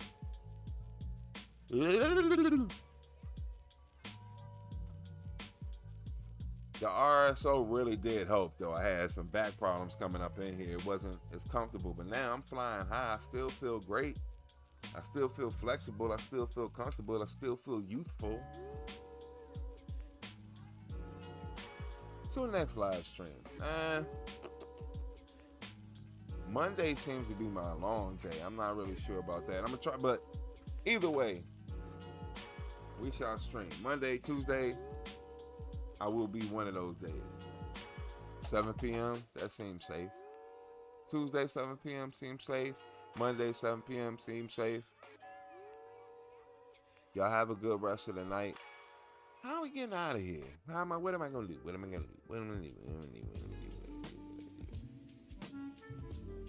going to do this, I think. We're going to go out to the timer intro. And leave the chat open and everything. Y'all have a great night. This was good. This was fun. I enjoyed this shit. And you're right, we don't talk about clones that much. So that might need to be one of the talks that we do. I got to do some research and hopefully get some good info that we can kind of decipher, pick apart, see what's good, see what's bad, see what we want to incorporate. But for Kick, Twitch, Rumble, and YouTube, y'all have a great night. Thank you for joining the Insomniac LateStream.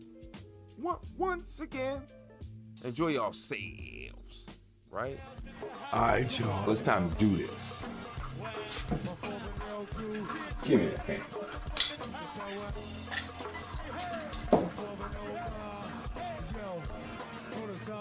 Okay.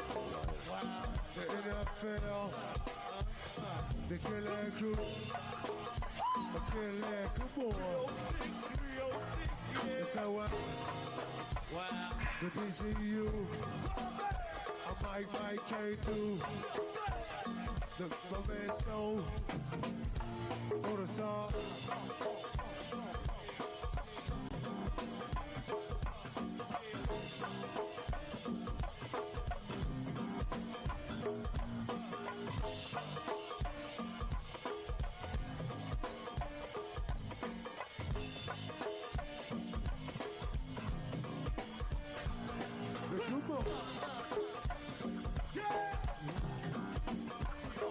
The 203 crew. Come on, chillin. Turn the body out, bro. The East End crew. I'm with my Fairfax crew. I love it when a plan comes together. Cheers.